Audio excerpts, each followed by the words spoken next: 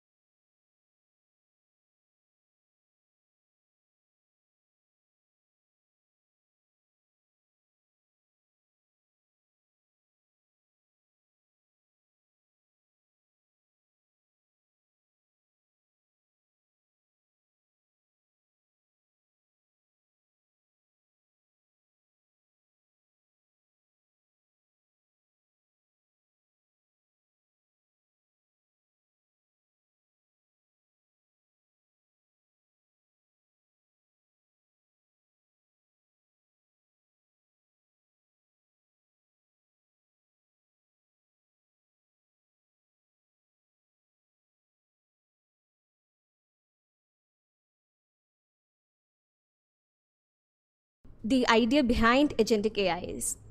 Or simply we can say like a chatbot answers, but an agent accomplishes. So yeah, so let's now see like how it makes an AI agent itself, like how it is like working through the 4 pillars of agentic AI. So first comes the reasoning part. So imagine I ask an agent for planning a trip to Goa under $20,000. So what it does is like, first it thinks. It breaks the problem into smaller tasks like finding hotels, finding appropriate flights, compare the price details, and then build an itinerary. So that's the reasoning part. And then comes the autonomy. So in autonomy, instead of waiting for our input or our next prompt, it actually does things, or it actually keep doing things by itself. It doesn't wait for our input for doing the next part, and that's the autonomy. And next comes the tools. So for doing all this, or for performing all these tasks, it actually needs some tools, right? So it uses tools like travel APIs, GPS, payment systems, calendars, etc. And then finally comes the memory part. So as the name suggests, it actually needs a memory to actually remember the data I provided to it, like my travel budget, my preferences, my seat preferences, my flight preferences, etc. So that it doesn't need to ask every time the same questions again and again. So all these 4 pillars, or all these 4 pieces, work together to collaborate or to achieve a common goal, I would say. So if I remove any one of them, it would actually start behaving like a common or a typical traditional chatbot. So now that we have got some idea of agentic AI, let's see how we can put these concepts together into practice using Langflow. So over to Stephen. So thanks, Akash. So now you've got, I think, some basics on what an AI agent is, what is agentic AI, what are these different things, tools and memory. Now you've heard also, she gave you some examples on AI agents. And maybe you're thinking right now, I could actually build one and put it up, and I want people to use it. But for that, you have to go and learn some frameworks like LangChain. Maybe you've heard of LangChain and LangGraph, and you've got to do some coding, and you're thinking, after all that effort, will people really use my AI agents? So we've got a way where your idea, you can very quickly prototype it. And that's the purpose of a tool like Langflow, where you can actually prototype your idea with not much effort. Very visually, you go and drag and drop some components and build a flow, test it, demo it to customers, and actually, if that idea works, export your code, convert it into a proper production grade framework and ship it. So that's a much faster way, and you can actually validate your ideas. So Langflow is nothing, it's not an alien software. It's actually built on LangChain. If you've heard of LangChain, it's the most common AI framework. It's actually a layer on top of it, basically a visual layer on top of it. So it's the same LangChain running with a visual layer on top of it. So very production grade, but actually more used for prototyping. That's how we recommend it. So when we talk about visual tools, you may be thinking this is just some toy, but it's nothing. It's really extensive. So like Akash talked, you have LLMs, which are very integral to an AI agent, and models are probably the most important part. So Langflow doesn't ship with any LLMs, but rather it gives you connectors to almost any open source or any proprietary LLMs you can think of. And let's say you have an LLM provider whose connector is not available in Langflow, you can write a little bit of custom code and build your own connector also. Data is essential in agents, so memory is one part, but also your knowledge bases. You want RAG flows. You must have heard of RAG, and we'll talk a little about RAG also. So you want your RAG flows in your agents. All that's possible. So different types of vector stores. Some are inbuilt into Langflow, some are just connectors. Various production grade ones are available in Langflow, and even connectors to databases. Tools and input output, so basically connecting to file systems, searching tools like searching into files, reading into files, connecting to APIs, even connecting to external MCPs, all that's possible in Langflow. And then you can even add, forget about AI, you want to add your own logic, you can do even those kind of flows. And of course, the main goal is to build AI agents, not just simple agents, multi-agent systems. And you'll see all that demoed very shortly. You do all this coding, not coding, you do all the wiring, and we'll show you how to do it. And then you want to test it. We talked about testing. So you have a playground option, just click one button, you'll play the whole flow, you see how it works, and it shows you exactly at which step in that flow the error occurs, or let's say the undesired output occurs. You've got very detailed audit logs with stack traces, and you can see, okay, at which step this breaks. You don't need to write a lot of code, go and change your flow, change some inputs, and then it works. So you can test it right away. And then of course, you're working solo, you think, and I want to work as a team, you want to share the work. So Langflow provides you the option to export your whole flow as a JSON file. You can mail it to your friend or put it up in a code repository. Your friend can go and download it and upload it into their Langflow, and voila, they have the whole flow over there. Even individual components, either the built-in ones or you modify them, or even custom components. Even at the individual component level, you can export as JSON and share it with someone else. So that's one way of working as a team. But if you want to do it, extend it even further, like some of us have tried, you can even host Langflow on a server, let's say, and make it, add some code, it's open source, so extend Langflow and make it multi-user. So you can have multiple users accessing the same canvas at the same time. Multi-user collaboration. You can do that, but we won't demo that today because we are just talking about the open source version. And when you talk about extensibility, like I mentioned, you have components, and let's say you want to build a connector or any sort of component which you don't have a component available. Write some code, since you are into coding, or use some coding assistance. Langflow actually has its own assistant also, and you can build your own custom components. So for example, I wanted to connect to Voyage AI from MongoDB, and it doesn't have an inbuilt connector. So what I did was just wrote a custom connector, built my own Voyage AI connector to an LLM over there for embedding models. And now if I want to share it with my colleagues, I just have to export it as JSON and send it to them. So you can do all that in Langflow. I've been talking a lot, maybe you're bored with PPT. Now let's see Langflow in action. And Sangeeta, who's working with a lot of our demos, she'll show you Langflow in action.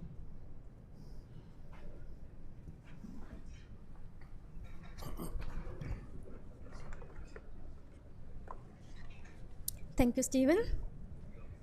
So now let's see how to build a simple agent. So this is the screen that you see when you sign into Langflow. You can create projects here and save all your workflows in your project. I've created a project named Langflow project over there. Now if you want to build your flows, you can click on new flow. You can start from a template. You can browse for more templates. Or if you want to start from scratch, you can click on blank flow. So this is the canvas that you see. You can name your Langflow a name. I've given the name single agent. Now on the left side, you can see the components menu. This is actually packed with all the building blocks that we need, right from inputs and data sources to AI models. So for this simple agent, let's drag in a chat input component. So that is to enter the user query. Let me also add a chat output component for the response. So it's very easy. You can just click, drag and drop them. It's that simple. Next, let me add a calculator component onto the canvas. I'm also adding a date component. So next is the brain, our agent. It's the core. So I'm adding an agent component also. You have to connect the agent to an AI model. You also need to give the agent instructions. Now I've connected it to Llama 3.2, but if you want other models, you can click on Manage Model Providers, and you can choose from those providers. You can click on them, given all the credentials, and you can access the models that they provide.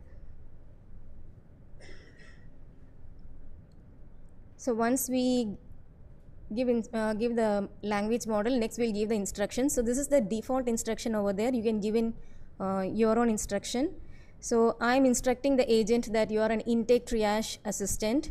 Your job is to classify incoming requests, and you have to extract important details, use tools whenever needed to calculate urgency, and finally draft a concise professional reply.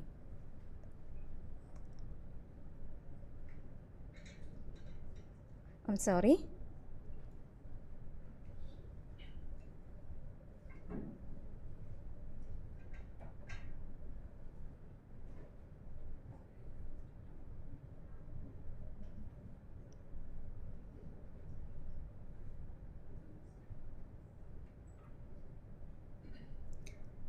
Okay, so we have given the instruction to the agent. So now what I'm going to do is I'm going to connect the calculator component and the current date component as tools. So tools are specific type of components that the agent can call to perform action. So based on the user query, if the agent wants to use a calculator as a tool, it can use it. Or if it wants to look at the calendar, it can use the date. If it wants to use both, it can use, or if it can choose not to also. So only if you turn it into a tool mode, you can do that. And it's also very easy that you can turn a component into a tool by just clicking on that component and turning on the tool mode on. So now you can see both those are available as tools for the agent. Just connect the tool set to the tools node of the agent. Let me also connect the chat input to the input of the agent and the response to the chat output. So just click on that run component to build the flow. Now the flow is built successfully. Let's test it in the playground. So just imagine that I'm a very busy project manager and I type in a really messy request. We need approval for a vendor contract by July 28th and the budget code is E01. You can see that the agent is calling the necessary tools and it's sorting out things. So you can see that it has called the date tool to check today's date against the deadline 28 to figure out urgency. It has also figured out that it needs some additional required informations, and it has drafted a reply saying thank you for reaching out to us. So like that you can build a very simple agent. Okay, so that's how you build a simple agent. So you just need to know what you want to achieve. Just drag in all the right blocks onto the screen and just wire them together. So now what we have done is we have just changed from just chatting with the AI to giving it tools and putting it to work. Thank you.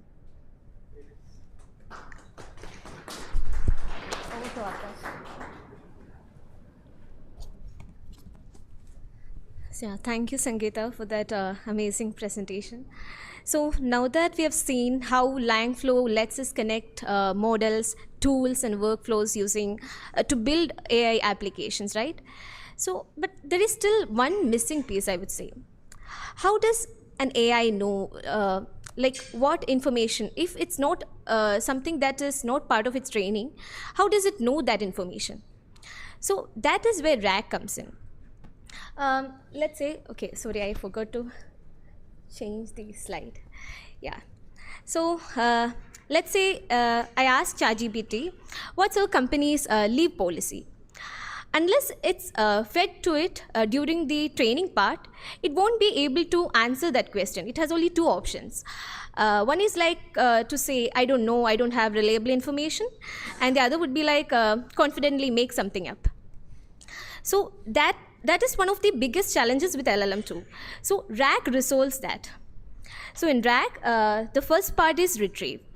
Again, as the name suggests, it retrieves the it retrieves the reliable or reliable information from the knowledge base or knowledge source that we have provided, like PDFs, databases, or Confluence, whatever the data it needs, whatever the data resides in the knowledge source. And then comes the augment part. So we don't actually dump the entire data to the prompt. Instead, we actually dump only few pieces of chunks or only needed information to the prompt along with the user questions. And that is the augment part, and then finally comes the generate. So now the LLM has all the data it needs, right? So it from the users, with the user's question and the retrieved context, it generates a response that is more reliable, grounded, and relevant to the question. So that is what RAG is. Simply we can say like LLM is a brilliant student, and RAG lets that student open a textbook before answering the question. So now that we have got a overview of RAG, let's see a demo of that too. Over to Sangeeta. Thank you, Akash.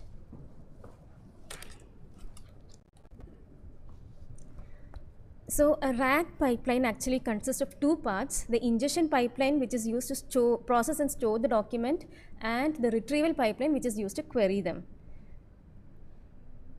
So first, let's start with the ingestion pipeline. So we need to upload a document. So let me add the read file component onto the canvas. Next, I'll add another component, the split text component.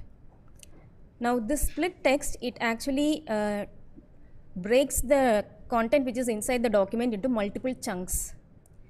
Now to store these chunks, I need a place. So for that, I'm adding two specialized components. One is the embedding. So I'm using Azure OpenAI embeddings here. And the other one is a database with semantic search capabilities. So I'm using FOSS database here. Now let's upload the document. So click on select files.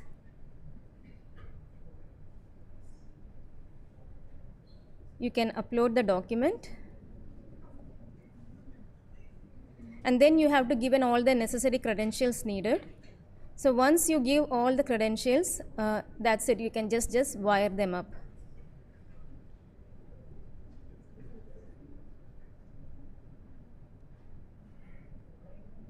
So now let's wire the raw content to the input of the split text, the chunks to the search query of the database, ingest data of the database, and the embeddings to the embedding.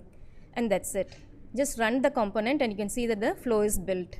So this is how you build the ingestion pipeline.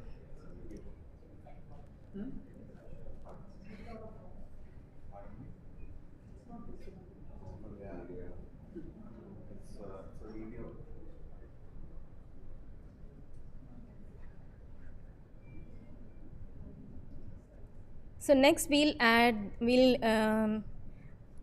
go for the next pipeline, that is the retrieval pipeline. So we need the embeddings and the database. So I'm taking a copy of both of those. We need the user query. So I'm adding the chat input component also. And let's wire them together. So I'll connect the embeddings to the embedding.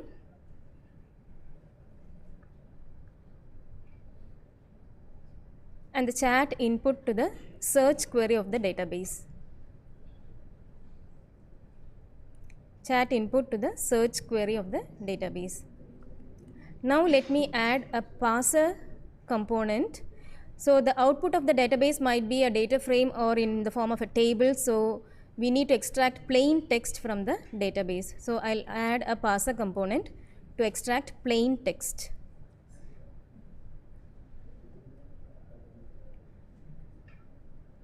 Now this we will pass on to the prompt template. So let me add the prompt template. Now here we are giving strict instruction that you have to answer the question based on the context given. That is, you are given the context from the user query, you have the question, you should answer only based on the context. You should not go over the internet or hallucinate. Just based on the context, you have to answer the question as best as possible. So once the prompt is given,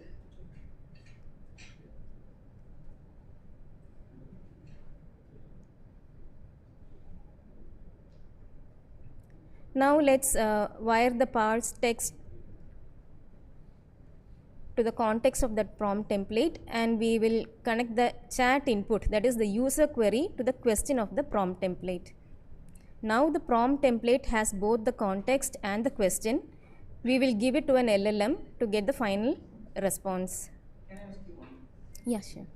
So you have got the context which you retrieve from the database based on the query, and then you have got the prompt as well.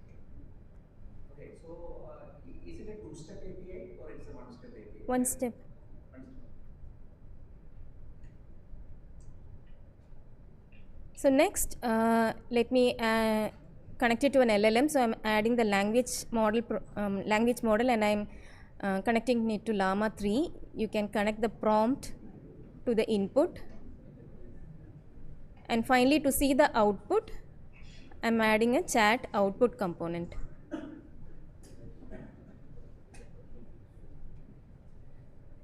So that's it. We have built the retrieval pipeline. Now just run the component. You can see that the flow is built. Let's test it in the playground. So we have uploaded a document. So let's just ask, what is this document about?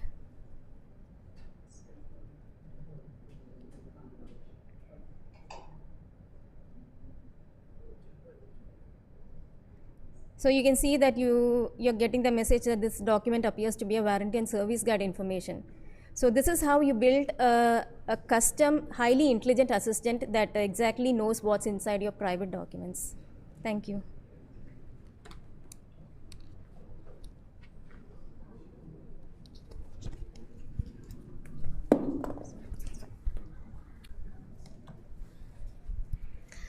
So, so far we have seen like what a single agent can do, right? So as the name suggests again, like a single agent system is something with only one agent. Like one agent receives the goal, it plans everything, it actually does everything from the start to finish. So simply we can say like it can be used for focused tasks like summarizing the documents, booking flight tickets, or generating a response. For these things we can use a single agent. So now just imagine like what if a single agent is not enough to do the task. Like imagine we need to build a complete software application. Would you ask one of your developers to do everything? No, right? Probably not. So one would be doing the research part, the other one would be doing the developing the code, the other one doing the testing. So it will be like divided between people. In that way, multi-agent also does the same. Like multi-agent also divides the task between multiple agents. So one agent receives the goal, the other one does the develop the code, and the other one creates tests or test cases, and the other one maintains it. So together they all work together for a common single goal. Simply we can say like an AI team which is specialized in where each and every one or each agent specialized in specific responsibilities. We can say like that. So let's see. Now that I think you have got an idea on single agent and multi-agent stuff, let's see, Sangeeta will be doing a demo on that. Thank you, Akash.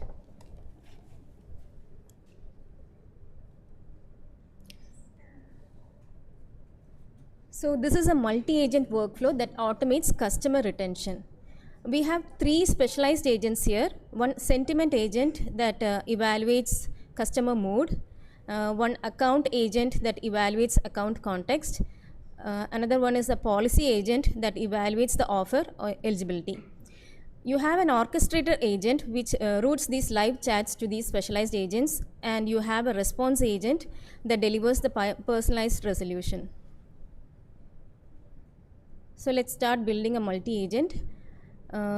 Let's add the chat input for the user query and the chat output for the response. Now let me add an agent component. We actually need 5 agents here, so I'll just take copies of those. So there are 5 agents. Let me name them also. You can click on that code and you can give name for that. So over there you can see display name. I'm giving the name as sentiment agent.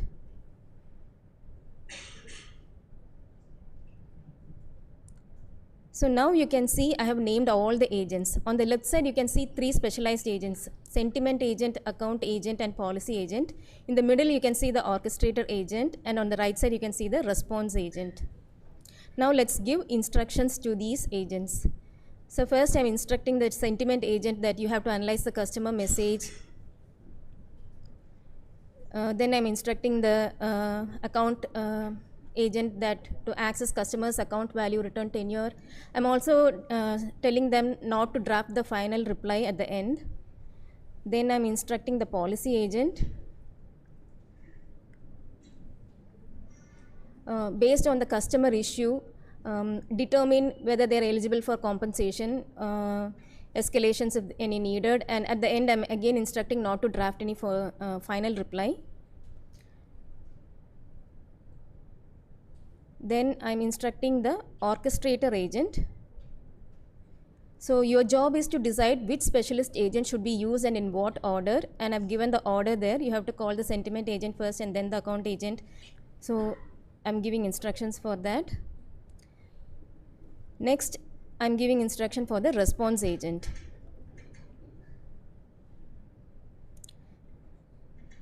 So use the outputs from the other agents and produce recommended actions, and your reply must be empathetic, concise and professional. So like that we give instructions for all the agents.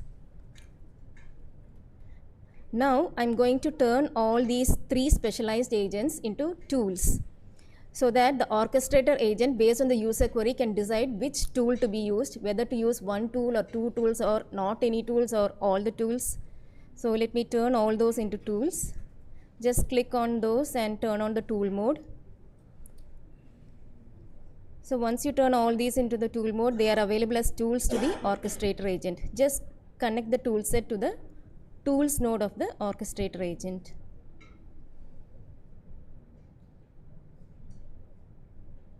Let's also connect the chat input, that is the user query, to the input of the orchestrator agent. The response from the orchestrator agent goes to the input of the response agent, and finally the response to the chat output. Now let's run the component to build the flow. Okay, now let's test it in the playground. So suppose the user queries, I'm frustrated because your service has gone down 3 times this month and I'm thinking about cancelling unless this is fixed immediately. I've been a customer for over 2 years and this is affecting my team's work. So based on this, you can see that the orchestrator agent, it will decide which tool to use, and finally the response goes to the response agent and can see a reply saying that I apologize sincerely for the inconvenience, and it has also recommended an action that escalate the issue to technical support. So why rely on a single agent when you can orchestrate an entire team of experts to complete your work? Thank you. So thank you, Sangeeta, for that demo. So you've now seen actually a multi-agent system can be built in Langflow. It's not a small tool, it's very extensive. And there's a lot more to Langflow which we didn't talk about. So things like accessing MCP servers, we didn't talk about that. Accessing external APIs, exposing your whole flow as an MCP server or an API. We didn't talk about that because time is short. But we encourage you to go and explore that. But remember, there are different tools and you must use the right tool for the right purpose. So some of you may have heard of NA10 and you may be wondering what's the difference between the two. And NA10 leans more towards deterministic flows or automation. That's what it's really good at. Whereas Langflow leans more towards agentic reasoning flows. So use the right tool.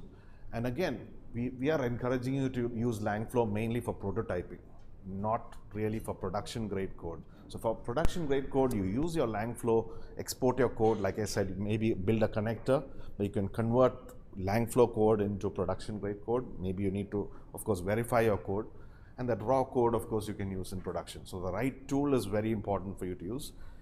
Yeah, and that's about it from us. We encourage you to go and do pip install Langflow or download Langflow desktop from online.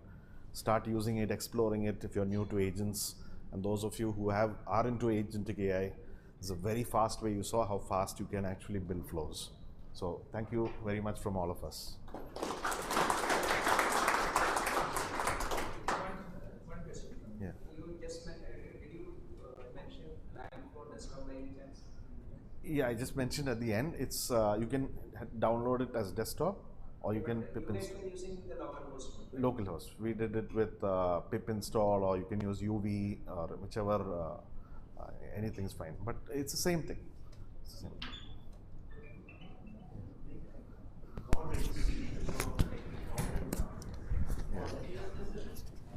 Yeah. So like Langflow does supports like inbuilt guardrail components, or do you have custom connectors you have to write? Do that. So, for example, if you build your own guardrail with BERT or something like that, cheap guardrails, you can do that. If you're using cloud provider-based guardrails, I'm not aware of Yep. it being available. Again, guardrails, if you ask me, are generally a step you would do when you go before to production. Yes. Prototyping, you wouldn't worry too much about guardrails, but yeah, again, I'm not very aware of all the guardrail capabilities aware. But you can, if you have your own model, which is a guardrail model, you can have a Because connector to that. when we have this multi-agents, right, it is like when they are communicating certain information we are not supposed to share. So that is where like one of the challenges that we are facing now, like how we are protecting the information, especially in the retail domain. In addition to this, I have one more question. I don't know whether it is valid or not. Normally, we are able to build the POC, like a proof of concept or a prototype. What are the challenges like that we are facing when we are moving to prod? Like, I just want to get your Production. insights. Yes, yes. Yeah, I mean, guardrails, I mean, data privacy. So in guardrails, data privacy is one part of that.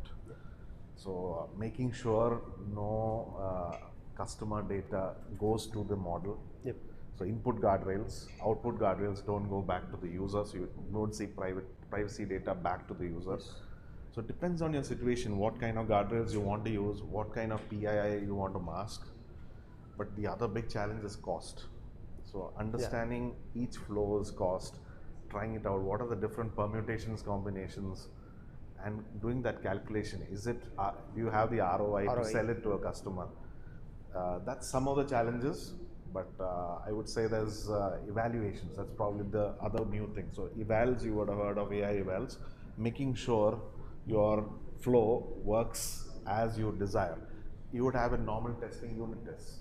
A similar thing is AI eval. So you can have offline evaluation or live online running it in production.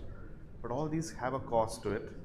And doing that proper check. So even in online, looking at the traces, seeing whether your flow is actually fulfilling its purpose, modifying system prompts, modifying the context are some of the challenges. So it's a new field, but these are some of the things. I would say evals, guardrails, including data privacy, cost management. Three main problems. Thank you. We can use RAG as a deep eval too. Like talking about the evals, we can use libraries like RAGAS, deep evals for evaluating agents. That's more, I mean, that's an open source thing. Like it's Python libraries, so we can use that too.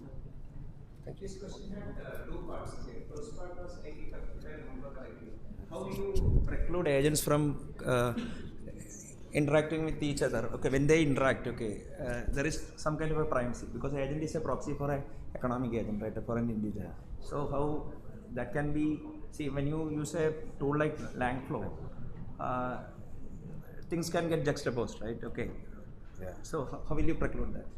That was his question. Yeah, but I think I answered it before that. In Langflow, our focus again won't be so much on making sure these guardrails, the whole idea, we are recommending a tool like Langflow is for prototyping.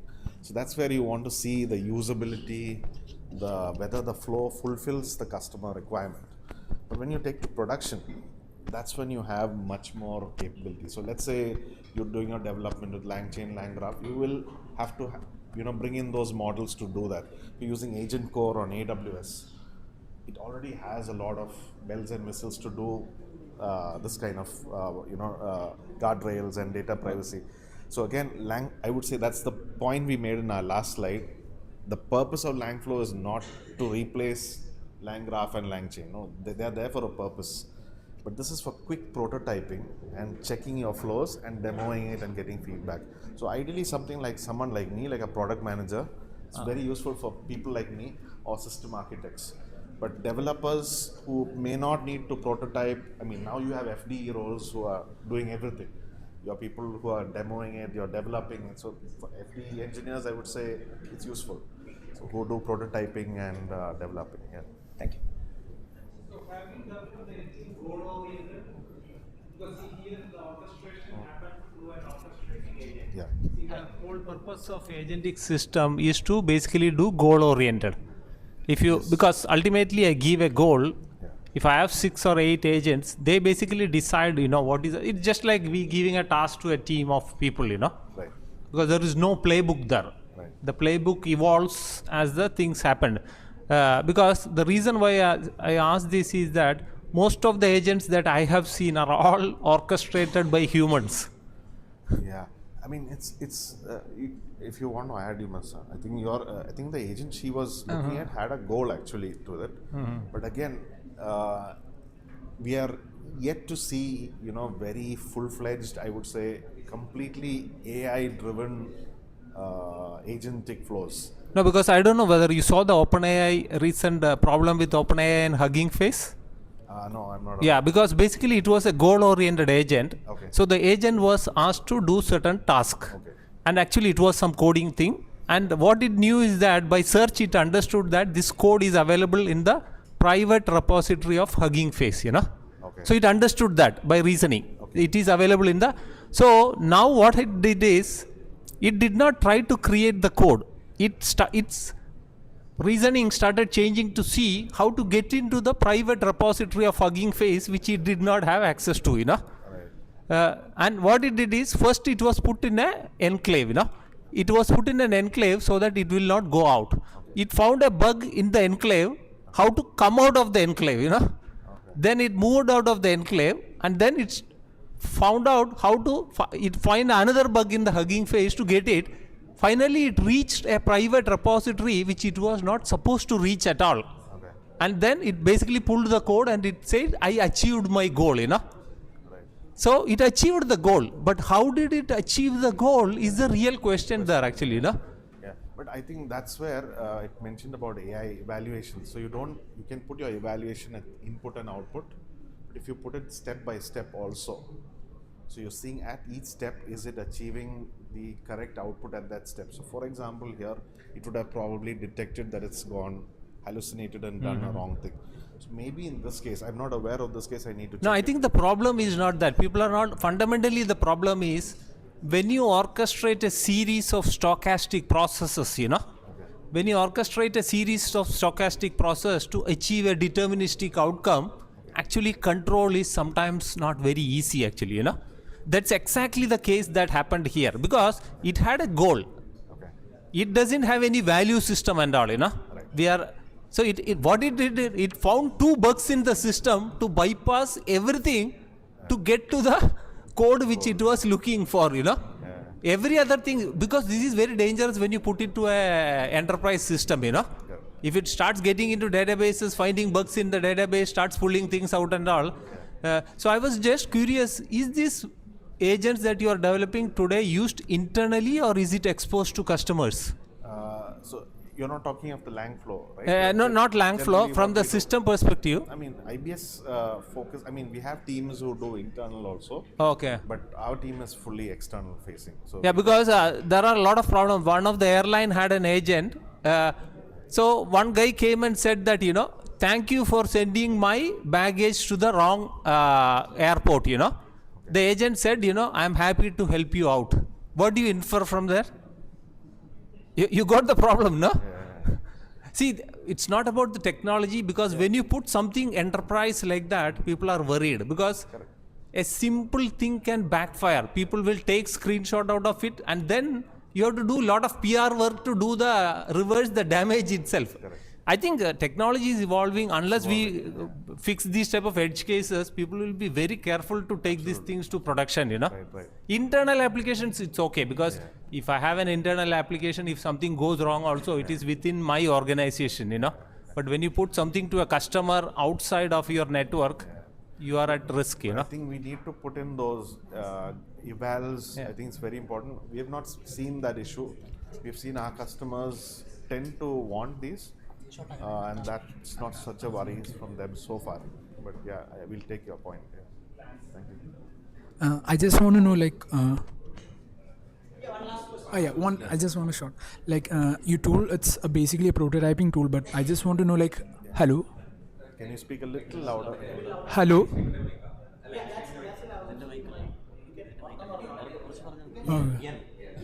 Okay, you told basically it's a prototype tool, but I just want to know, like, how would you like test it and prevent hallucinations? Like, if it doesn't know something, it should say I don't know, rather than giving a fake answer. So I just want a quick answer. So playground. I mean, you try it out in playground, right? It shows you which step it's hallucinating at. So you add whatever other controls. Like I said, this is not a tool where you want to put in all sorts of guardrails and AI evaluations, but with whatever prompts or whatever data you can add, the context, right? Adding the right context, you can prevent it. So how do you know it's hallucinating? Trying it out in playground, knowing which step, trying it in audit log. But this tool is not meant for production grade. So if your question is how to prevent it in production, Exactly. there are much better guardrail systems to be used. Let's say you use Azure or what do you call it, AWS. They already have many of these things ready, or you can use open source stuff also. Thank you so much. That was So thank you, Stephen, Sangeeta, and Akash.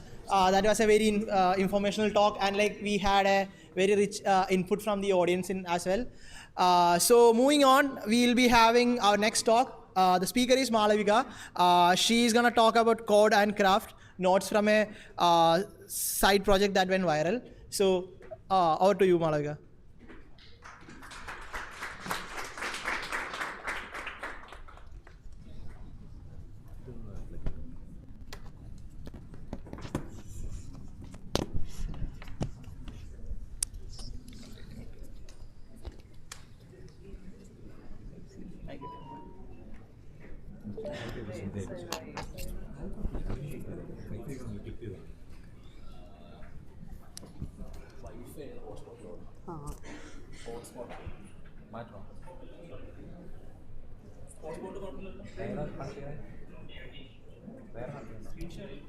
Yeah.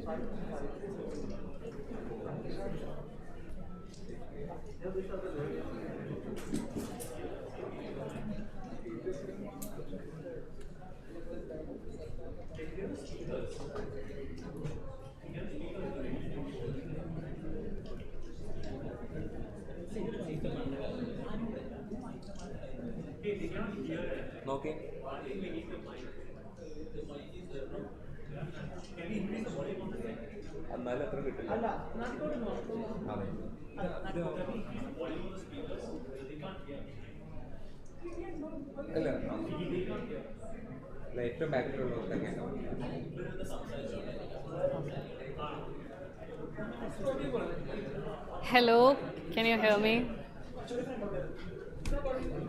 Hi, hello. Audible?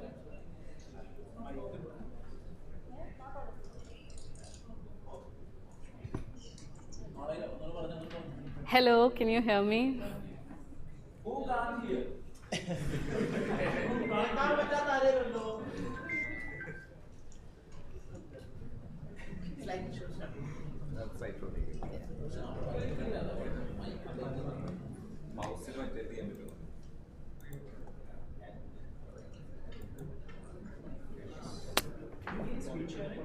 Oh. So, hi everyone. I'll just introduce myself. I'm Malavika.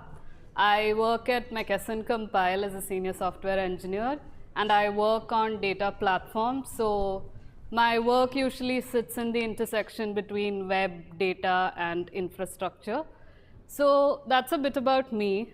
Now about the project. So I realize from the title you don't know what the project is. But back in February, this was the pink flower season in Bangalore.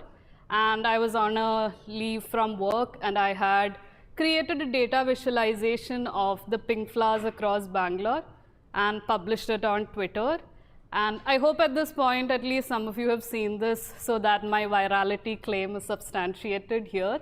But if you haven't, then, so this was the original tweet that I had posted. So I got around 151K views on Twitter and 3.1K likes. And then Business Today posted it on Instagram where it got around 25K likes. And it's on Instagram that a lot of people I know in real life reached out to me, and they knew about it through Instagram. And because the tweet went viral, a few journalists had also reached out to me, and I got featured in a few publications, Deccan Herald, Bangalore Mirror, and Alt India magazine as well. So yeah, I felt like since I said viral in the title, I needed to provide evidence for my virality as well. So that was these two slides. Now about the project, this is the project. So the reason I started this is that I had taken photos of these pink flowers. You must have seen it on Instagram. It's like pretty, like the Bangalore pink flowers are on everyone's feed during that season. So it's called Tabubia rosa. And so I also had a habit of clicking it wherever I found it. And so one day I was going through my gallery and I had it across many places, my office, my house, my dance class. So I thought it would be a cool idea to create a visualization of how this tree is mapped across Bangalore. And that's what I did. So now, so in the process of making this project and it getting the kind of visibility that it did, there are a few things that I learned, and which is what I wanted to share here. And so disclaimer, I'm not saying that going viral should be the aim of a project that you are building. It can be, but that is up to you and why you want to build a project, which brings me to my next point, which is what makes up a personal project. Very broadly, I think there are two aspects of a personal project. One is the code aspect and the other is the craft aspect. Now, code is something every one of us are familiar with, like the how behind the project. What is the process involved in getting a project from 0 to 1? This could be the code you're writing or the algorithms you're using, or sometimes it's a no-code tool and you're using a tool that is already built in. So that's the code part of it. The second is the craft part of it. This, I mean, this is my personal opinion, of course, but craft, I think, is the why behind the project. Why are you building this project? What led you to build this project? In craft, there is a certain aspect of your personality that you're putting out into the world. For example, you can say, I am building this for fun. But what is fun for you is not universal. You're not following a standard KPI or a rule book to say, hey, this is fun for everyone, that is why I'm building it. So there is a part of your personality that you're putting into the project, and that, I think, is what craft is. Now, I also want to make a distinction here. I think when we hear craft, we often think about the visual aesthetic of a project or the design. I think that is a part of craft, certainly, but that is not the only thing that craft is. That is a very reductionist take of what craft is. So these are primarily the two aspects of a personal project. And I use the word personal here intentionally because when you're working on a project at work, it is possible that you don't have control over all elements, like the what, the why, the how. All of these things are something that you can control in a project that you're building on your own. And so that is why I intentionally use the term personal project. Now, with reference to this project, I'll cover both aspects of code and craft. Okay, so I actually did not have to code or write any code for this. There were smart people who had already built tools for the kind of visualization that I had wanted to make, and so I just needed to reuse those tools for my project. So there were primarily 3 building blocks. First one is QGIS, second one is OpenStreetMap, and the third most important part of it is the BBMP tree census data. BBMP is the municipal, or was the municipal corporation body of Bangalore. So these were the 3 major elements that I needed, and the BBMP tree census data I got from the Open City portal, which has data sets that concerns data related to India's urban cities. Now, okay, so when you go to the Open City portal, this is how you get the data set. These are the extensions in which it is available. So I work in data for my day job, but it was the first time that I was seeing an extension like KML file. So I needed to do some digging into seeing what KML file is and what this means, which is why I wanted to give a brief intro. I feel like geospatial data is a bit of a niche of its own, and unless you've already worked with geospatial data, it's possible you don't know exactly what is involved. So this is just a bit of a brief intro. So when you're working with geospatial data, there are 2 major types of data formats. One is the vector data format, and the other is the raster data format. So vector data format is used to represent discrete points which have clear boundaries. So you can think of it as roads or buildings or trees, like you have a definitive discrete end for it, and those are the kind of data sets that come under vector data. And the second one is raster data. This is for data that can be represented as a continuous grid of cells. So you can think of it as like the rainfall pattern or the temperature, where there's like a color across a certain area and it's not a clear boundary between where it starts and where it ends. So these are the major data formats that are used. So vector format is where KML file comes into the picture, and there are other formats like shapefile, GeoJSON, even CSV, which can be used to represent vector geospatial data. Then raster format, these are 2 examples. There's GeoTIFF and JPEG 200. Raster, the way I think of it, is sort of similar to a photograph or a JPEG, where there is a bunch of cells and each pixel represents a certain color. Similarly, here there's a bunch of grid of cells which is applied onto a coordinate reference system, and that each cell contains some geospatial data that is present. I am not, I think it's 200, but I, oh. There is a format called 2000. Okay, it could be, maybe I missed, that's a typo also, yeah. Okay, so now how does it all come together? So this is where QGIS comes into the picture.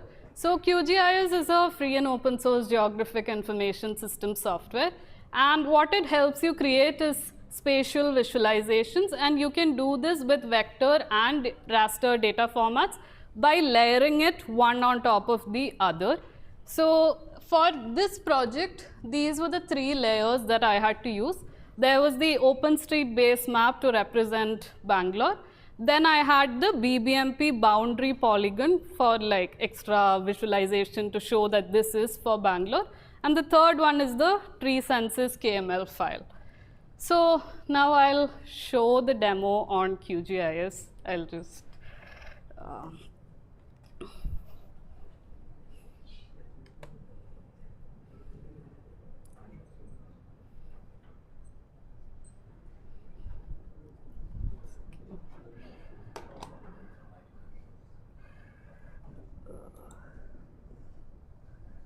second, let me just figure out the zoom for this.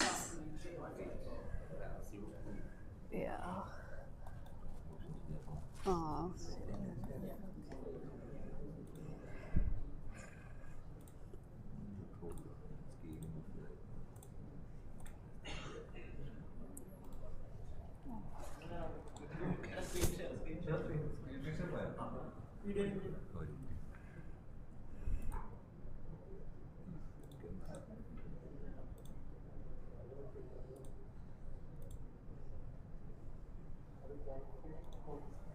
Wi-Fi hotspot ആണ് actually.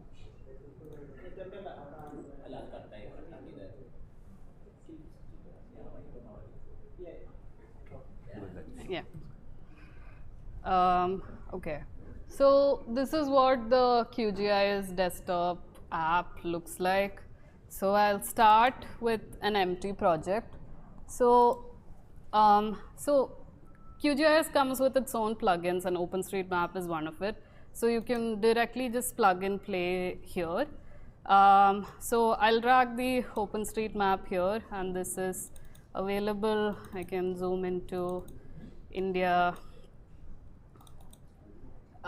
So if you can see here in the, so that is the coordinate reference system that is being used.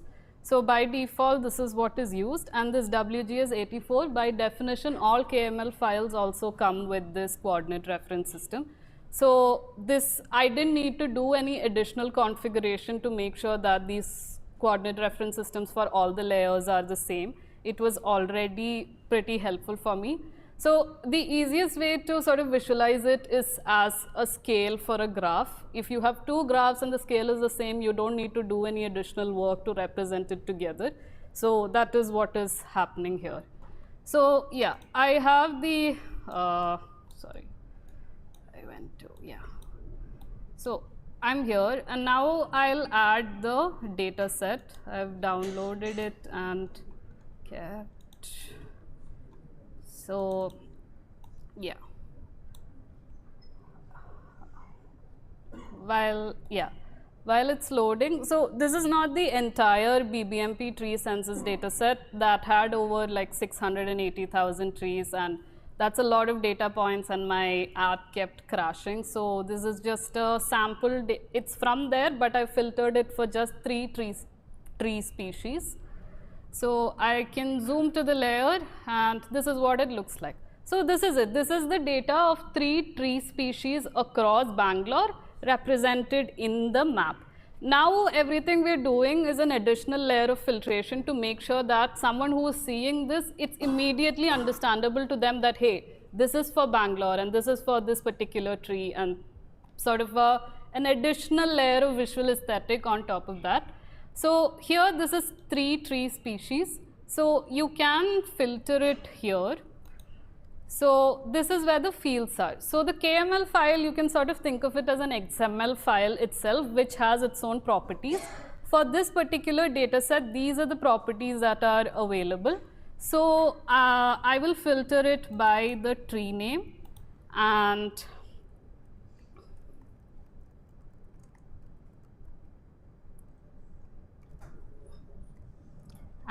so if you test it, so that's like 27K rows, and then you can apply it. So it's now showing the filtered version of the tree set. Now another thing you can additionally add on top of it is the BBMP boundary polygon, like the administrative boundary of Bangalore. So for that you can use another OSM plugin and run a query. So here I will give the boundary as administrative, and the admin level for a city, that is the number mapped is 8 according to the documentation, and then that is in the area Bengaluru. So if I run this query, what it does is it downloads this boundary polygon from the Overpass API and represents it here. Okay, so now it download, so this is the polygon. Now this covered up a bunch of things. So this is where like you can play around with the layers and bring this on top. And now this is a bunch of formatting that we'll do, where instead of filling it inside, we want to fill it outside so that the outside area is grayed out and we see like Bangalore more visibly. So, yeah. So now this is a representation quite similar to what I built and published on Twitter, which is a bunch of around 27K Tabibia rosa trees mapped across Bangalore. And yeah, so this is how you can sort of build spatial visualizations in QGIS. There are a bunch of other features also that you can use. One thing I wanted to show was, say, not just Tabibia rosa, but you want to see other trees also. I can remove the filter and then this is where symbology also comes into the picture.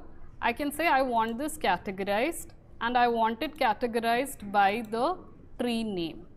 And I will let QGIS itself find what are the different tree names here and find that. So it has, so I had 3 tree species, it has found that out. These are the 3 ones. I added neem, jamun and the pink flower one. So you can play around with the colors here. I can make, say, neem as green and jamun as purple and Tabibia rosa as pink.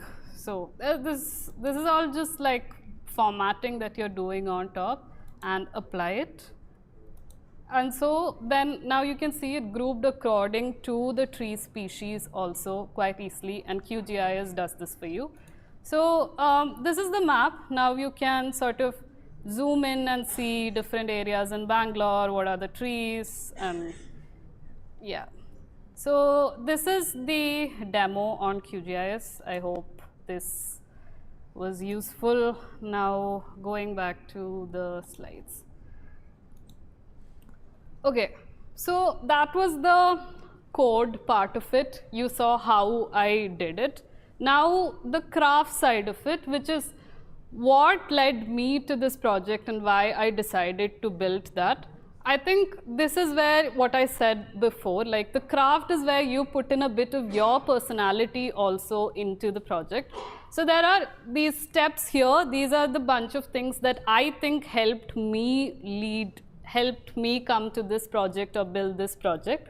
So the first 2 are geographic factors. I live in Bangalore, which means I'm also in the presence of a lot of people who are building for Bangalore, and I see a bunch of visualizations, a bunch of projects on my Twitter feed and outside of people who are building for this. The second one is, of course, the presence of pink flowers in my Instagram and Twitter feed, which meant that when I saw it, I'm also clicking pictures of these trees. Those 2 are the geographical factors. The next 2 are a little more active choices that I made. The first is that at my work, what I work is in data orchestration, data quality and tooling, ETL pipelines and everything data, but what I would call the back end of data. I don't see what this data becomes later, how this data is visualized.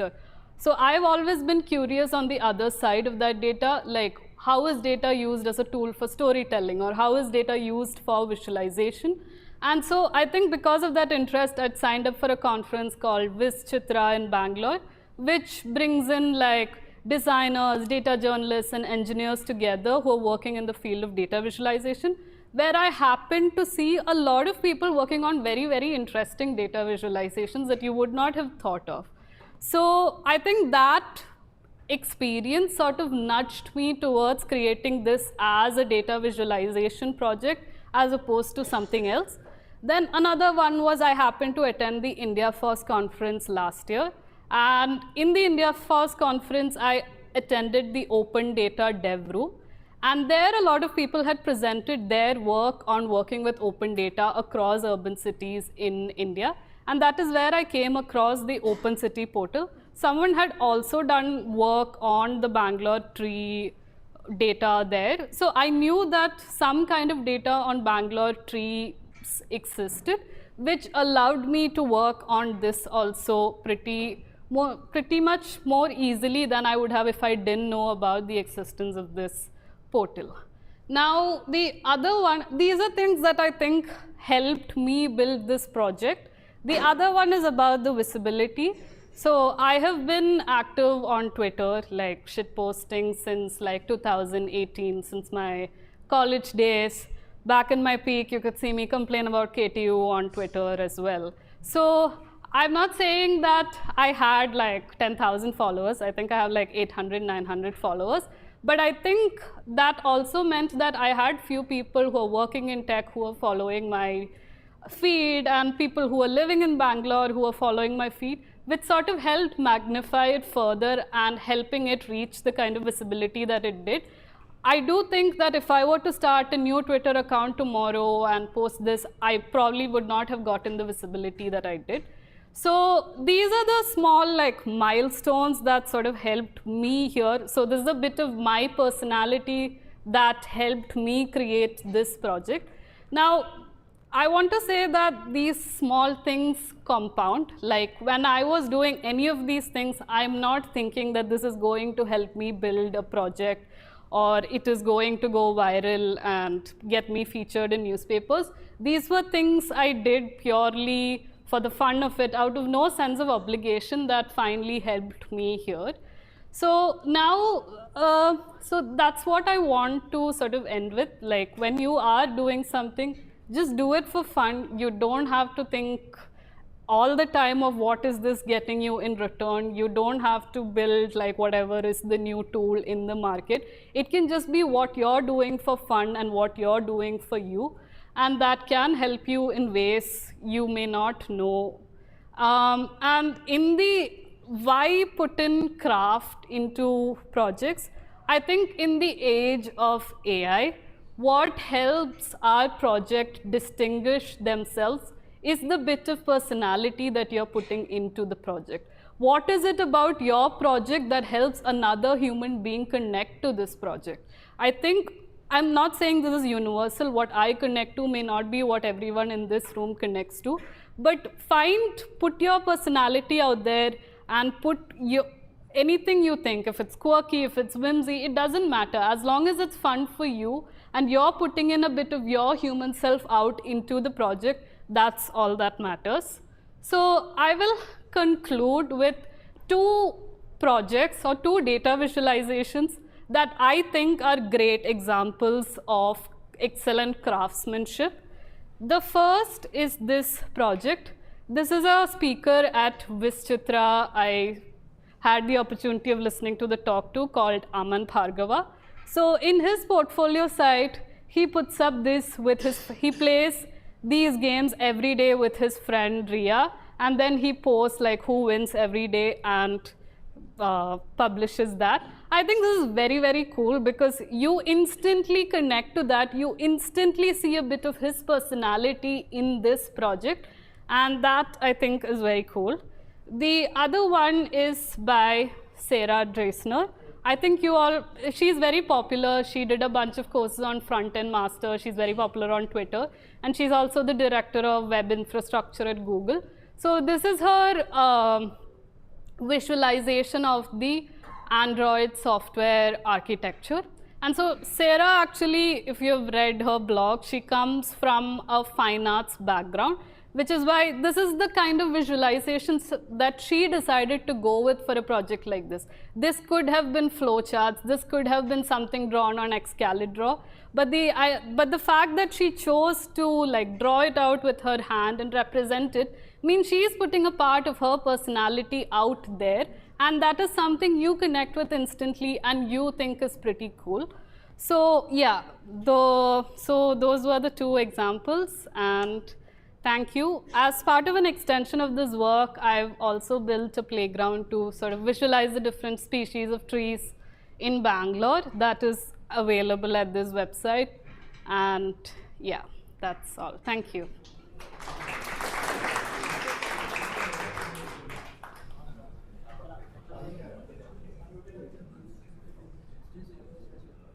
Questions, anyone?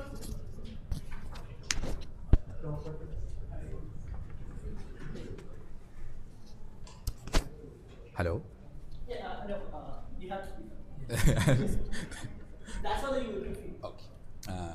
Hi Malaga, I am actually working with a similar project like this. So in case of my project, we are trying to detect the new buildings being built in a panchayat or new trees or the water level changes or trees being cut.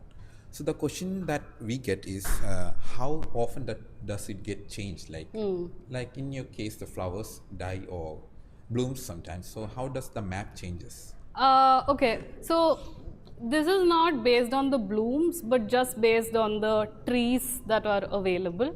So from what I've seen, my data source is heavily reliant on what the government updates. So I've seen it update like roughly say once in 6 months or like once a year. This data set is from July 2025. After that, they have not updated it. So this is based on the latest available data set. So I think for your case also, it's a lot bottlenecked by how often. Actually, for our case, we are using actually satellite data from Sentinel-2. Okay. So I thought that it could also help you like having accurate data. It actually updates within like 10 to 6 to 10 days. So Okay. I think you could also use that to update. Yeah, definitely. If that's the case, it doesn't have to be restricted to like Bangalore also. Yeah. Thank you.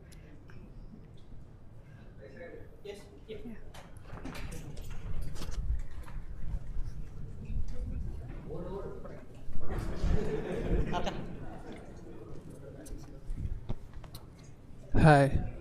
Hi, audible? Okay.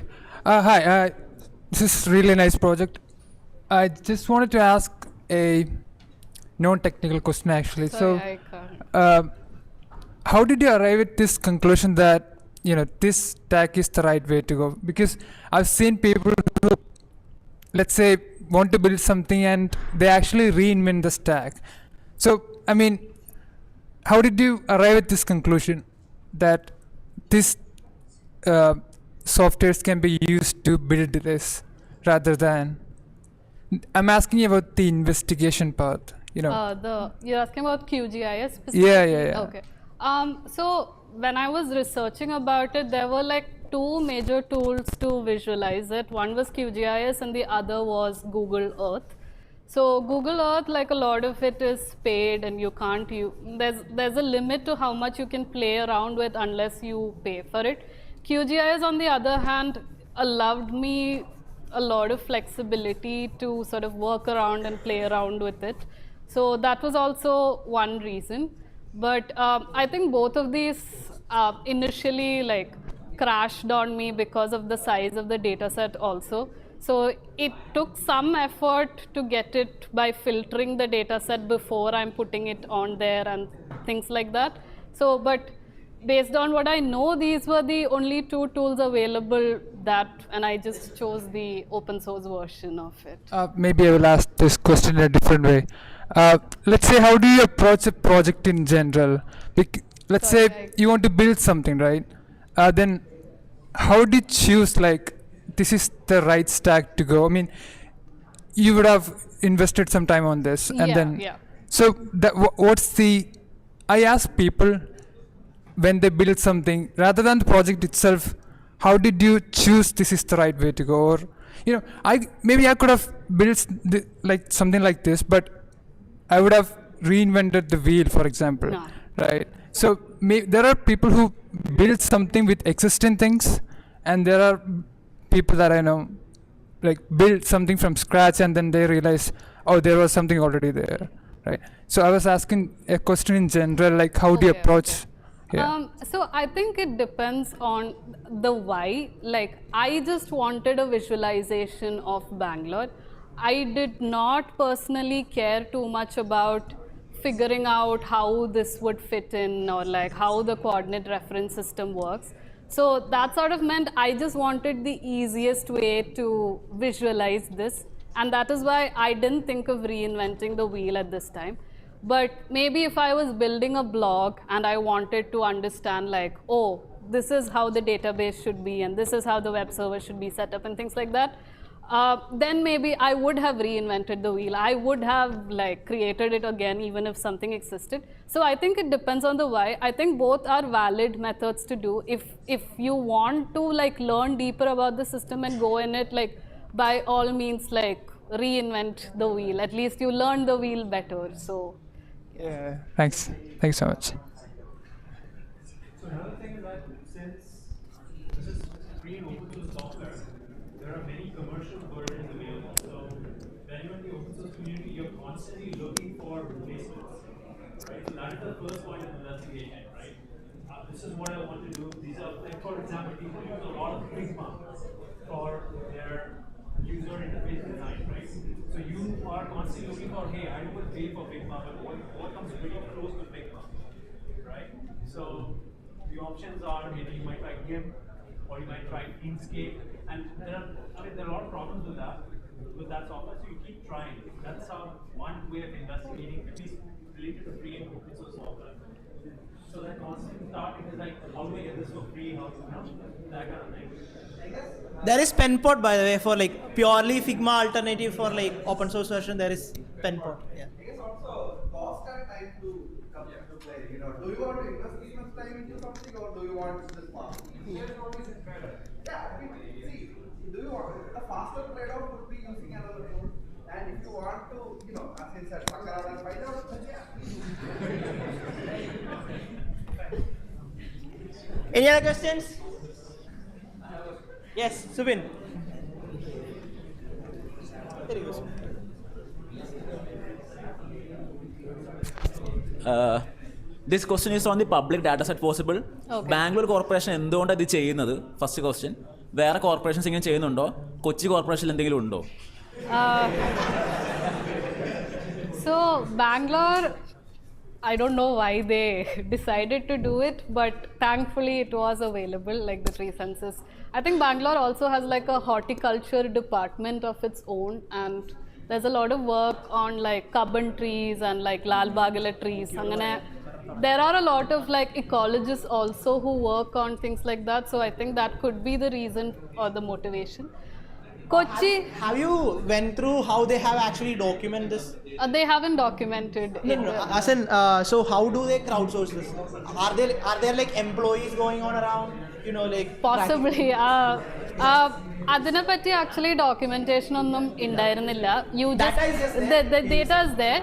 On the other hand, for Kochi, when I check, I see a PDF saying that students in Rajagiri or students in, I forgot which university, some university around Kochi, have tried to document this tree, but there is no data available. Like there is a PDF that says we did a tree census in this area, but the result of that is not there. Yeah, something like that. Yeah. Been there, done that. Oh, okay. Kanikonna would be the easiest. Yeah. Kerala specific, I guess. Anyways, thank you so much for the talk. So this was like a very good talk, and like we are seeing more and more OpenStreetMap talks. So previously we have seen the GTA Kochi built by Subin. So I really hope more OpenStreetMap projects. Huh? Okay, so IBS and OpenStreetMaps. So yeah, whenever you are building out stuff, please do like check out like OpenStreetMaps. Do contribute back to them as well. You can like contribute back to OpenStreetMaps. We do have like a really good community built around OpenStreetMaps. Huh? Oh yeah. Can you please even the mic? Oh. Also, I think OpenStreetMaps, the Kerala people will be conducting a statewide event called the State of the Map very soon. So please do stay in touch. Make sure you join the Telegram group of Kochi FOSS as well, so that you can get like followed updates. From now we'll be moving on to the tea break. Strictly 15 minutes. We have 2 more amazing sessions coming up. So the details will be provided by him. Where is the tea? Yeah, the cafeteria is just outside. Please go have tea and like come back as fast as you can. Thank you. Okay, first group photo. Yeah, group photo. So, okay, where's some group photo? Okay, we'll have the group photo first, then tea. Okay. Outside.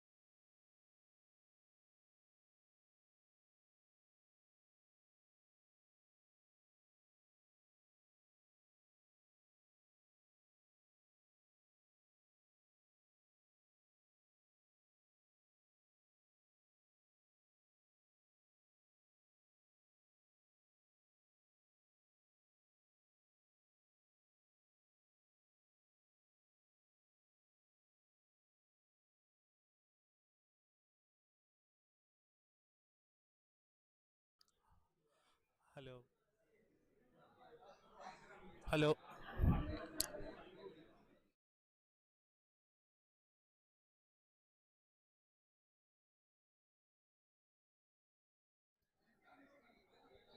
Hello.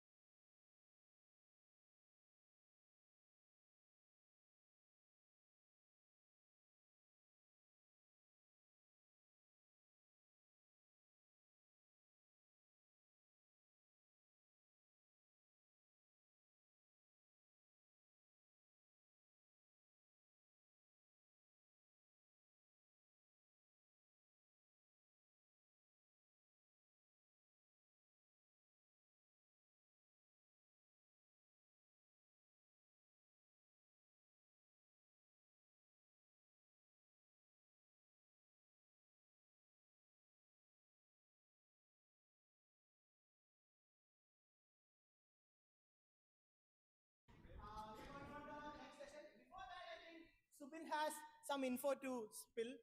What is the info, Subin? ഇവിടെ 2015 SSLC batch പഠിച്ച പിള്ളേരുണ്ടോ?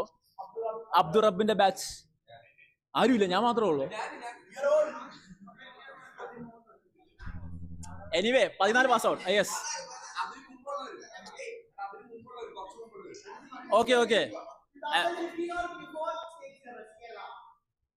ഇത് പറയാൻ കാരണം അല്ല, ആ സിലബസിൽ ഉണ്ടെന്ന് തന്നെ പറഞ്ഞ QGIS ശരിക്കും 10ാം ക്ലാസ് പാസ്സാവാൻ വേണ്ടിയിരുന്നു. Anybody remember that? QGIS ഞങ്ങൾക്ക് ഒരു റോഡ് പണി നടക്കുകയാണെങ്കിൽ എത്ര വീട് പോകും എന്നായിരുന്നു പ്രാക്ടിക്കൽ എക്സാമിന് വന്ന ക്വസ്റ്റ്യൻ. അങ്ങനെ അതുണ്ടെങ്കിലായിരുന്നു പാസ്. പക്ഷെ QGIS നമ്മൾ അതിന് ശേഷം തൊട്ടിട്ടില്ല. അതിന് ശേഷമാണ് QGIS ആയിട്ട് കാണുന്നത്. So just want to mention whoever remembers nostalgic QGIS software. Thank you. So ഞാൻ 10ൽ പഠിച്ചപ്പോ QGIS ഉണ്ടായിരുന്നില്ല. എന്താ ടർട്ടിൽ ഗ്രാഫിക്സ്, പിന്നെ അല്ല ഏന്നല്ല, ആ സമയത്ത് ആനിമേഷൻ അങ്ങനെ കുറെ സാധനങ്ങളൊക്കെ ഉണ്ടായിരുന്നു. So anyways, to our next talk. അടുത്ത ടോക്ക് എന്ന് പറഞ്ഞു കഴിഞ്ഞാൽ how to be an off road kernel contributor. എടുക്കുന്നത് നന്ദകുമാർ എടവനെയാണ്. ആളെ പറ്റി പറയുകയാണെങ്കിൽ ആള് ഇൻഫോ കൈർലി എന്ന് പറഞ്ഞൊരു മാഗസിന്റെ ഒക്കെ വെൽവിഷർ ആയിരുന്നു. And more details about him and like what he's gonna talk about will be shared by himself. So yeah. Thank you.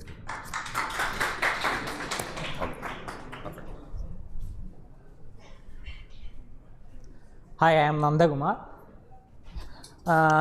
and I am a hardcore free software user and a small scale free software contributor, and I am a PhD scholar at IIT Palakkad. So let's talk about being an off-road kernel contributor, and by kernel I mean an operating system kernel, specifically the Linux kernel. So what comes to your mind when you hear the word composer? I'm not talking about Docker composer, a human composer, okay. Someone who knows music theory, right? Someone who plays some instruments, someone who notates, right? What comes to your mind when you hear the word animator? Someone who can draw, right? Someone who knows anatomy, someone who knows physics, right? So who is a kernel developer, an operating system kernel developer? obviously what comes to our mind are some OS specific stuff, right? Someone who knows hardware, someone who knows memory management, someone who knows process scheduling, right? Low level software things like ABI, application binary interface. But who is a kernel contributor? I am not talking about a hardcore kernel developer, a kernel contributor, right? Now the question, something general about FOSS contributions. Does your favorite game need more code or more assets? The legendary game Doom. The engine was open source, the classic Doom engine was open sourced by id Software, but the assets were not. Assets means all the texture, maps, etc., right? So without the assets, you cannot play the game in its entirety, or you cannot play at all. Then there was this project called FreeDoom. And now we can play the Doom game without any proprietary components. And there is this project called OpenRW. It's a free re-implementation of GTA engine. Maybe Subin knows it. But the assets are not free yet. So you need a proprietary copy of GTA in order to play Grand Theft Auto with OpenRW. So FOSS contributions involve so many things other than code, right? Improving UI UX. A good example would be GIMP. People say GIMP is a really good image editing engine, but it lacks on the UI part, UX part, right? Documentation, localization, accessibility, etc., etc. Localization, we have some really good localization team here. Packaging, many a time people are unable to use really great pieces of software because it's not packaged for their distro. It's not available as Flatpak, it's not available as Dub, it's not available as Snap. Money, right? You can donate money, and you can donate hardware. This is the server stack of OpenBSD, an image featured on their website. It has machines of all different architectures, right? And I'm sure many of those machines are donated, not indirectly, directly. Remember the XZ backdoor incident? It's the first time maybe a backdoor made it into the Debian repo, I think. And hate speech was found in Ubuntu 23.10 UI translation. Without a global team of users and testers and well-wishers, we cannot find issues like that. But what if you are adamant that your contribution will be code? You don't want to make any other kind of contribution. You want to code. You are a hardcore programmer, so you want to contribute code to free software projects. So what if you want to contribute code to the Linux kernel, right? So how many of these words do you recognize? I mean, how many of you recognize all these words? Just some random terminology related to Linux kernel. One person recognizes one. So one person recognizes all of this, right? Yes. Of course. He is a pioneer. Okay, he is a pioneer. He recognizes all of that. But my point is, even if you don't recognize any of this, you might be able to contribute some code to the Linux kernel, upstream Linux kernel. Okay. The interesting thing is, or the surprising thing is, the Linux kernel source tree contains some user space components. It's not just kernel. If you clone the Git repo of the Linux kernel, it contains some components that are not part of the kernel but part of the user space. An example would be libbpf. It's a user space component. Don't worry what it does. Okay. And you could contribute code to the test scripts, build scripts, websites, etc. So this is the story of a small patch, an interesting patch. Interesting, I believe. What is wrong with this code? C ആണ്. C ആയതുകൊണ്ട് ഇഷ്ടം പോലെ സാധ്യതകളുണ്ട്. C is a gold mine for bug hunters. Okay, what it does is it's parsing some configuration, right? It's parsing some configuration and it's checking if the string ends with a double quote. That is, if it is well formed, right? A string, a configuration string should start and end with double quotes, right? So it's checking if the string, input string is well formed, and if it's not, it's throwing an error. That's the code. That's what the code does. Don't worry where it is from. Don't worry what it does. This is the outline. So what's the issue? Length is 0. Yes, yes, great. Length is 0. What if the length is 0, right? Then length minus 1 would be an out of bound access. But that has been taken care of by the caller. Maybe not a great engineering practice, but the caller makes sure that the string is of non-zero length. Now what's the issue? Well, what if the value is just a double quote? That is, the string is of length 1 and the only character that the string has is a double quote. I call this the double roll quote, because in this case the quote can act as both the opening quote and the closing quote. So the string consists of just an opening quote, which is malformed, right? The string should be closed. It consists of just the opening quote, and this code mistakes that opening quote for the closing quote and passes the string. The string gets passed. It shouldn't get passed, right? Then there is this operation length decremented by 2. So next time there will be an out of bound access. So that's a trivial thing, but if it is part of some mission critical code, that could be disastrous, right? Rust ironing ഉണ്ടാവില്ലായിരുന്നു. അതെ അതെ അവർ ശ്രമിക്കുന്നുണ്ടല്ലോ മാറാൻ. ഇതൊന്നും ഉടനെ മാറില്ല. ആ നടപ്പുള്ള കാര്യം കുറച്ചേ നടക്കുള്ളൂ, കാരണം ഇത് മില്യൺസ് ഓഫ് ലൈൻസ് ഒക്കെ ഉള്ളൂ. അൺസേഫ് സാധനങ്ങളാണ്, അൺസേഫ് കോഡാണ്. ഇതിന് പ്രശ്നം ഉണ്ടാവില്ല, സ്ട്രിങ് ആക്സസ് ഒക്കെ പോയി കിട്ടും. So this is the patch, right? A couple of lines, a couple of characters. That's the contribution here. You can laugh it off, but that's a patch. It gets accepted. It gets merged. So that's a silly thing that was contributed to a user space component, right?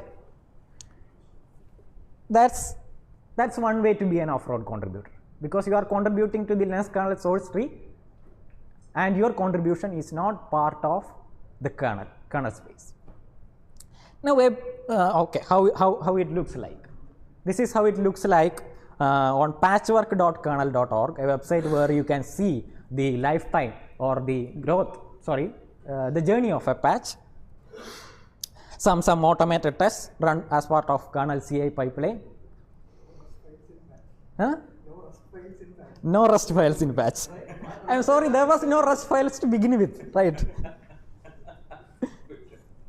ഇല്ലാത്ത സാധനം ഞാൻ എങ്ങനെ ശരിയാക്കാനാ? This is the commit message. So you need to write a descriptive message, obviously. And one thing, don't refer to a paper, okay? If you refer to a paper, you will get scolded. And it says you are awesome. This is the patch. So there is one more patch that I want to discuss. It's a bit more sophisticated, I would say. It's part of the kernel. This time it's part of the kernel. Okay, it's not all about being an off-road contributor. This patch is part of the kernel, but still it has nothing to do with memory management or process scheduling or anything OS specific like that. Okay. This patch in particular improves the precision of an abstract operator used in the eBPF verifier. That's quite a mouthful, I know. eBPF is a technology that lets you write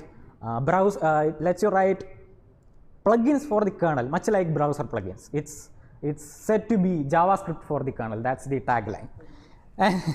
JavaScript for the kernel. That's worrisome, but there is no scripting involved here. Okay, it's all type checked code.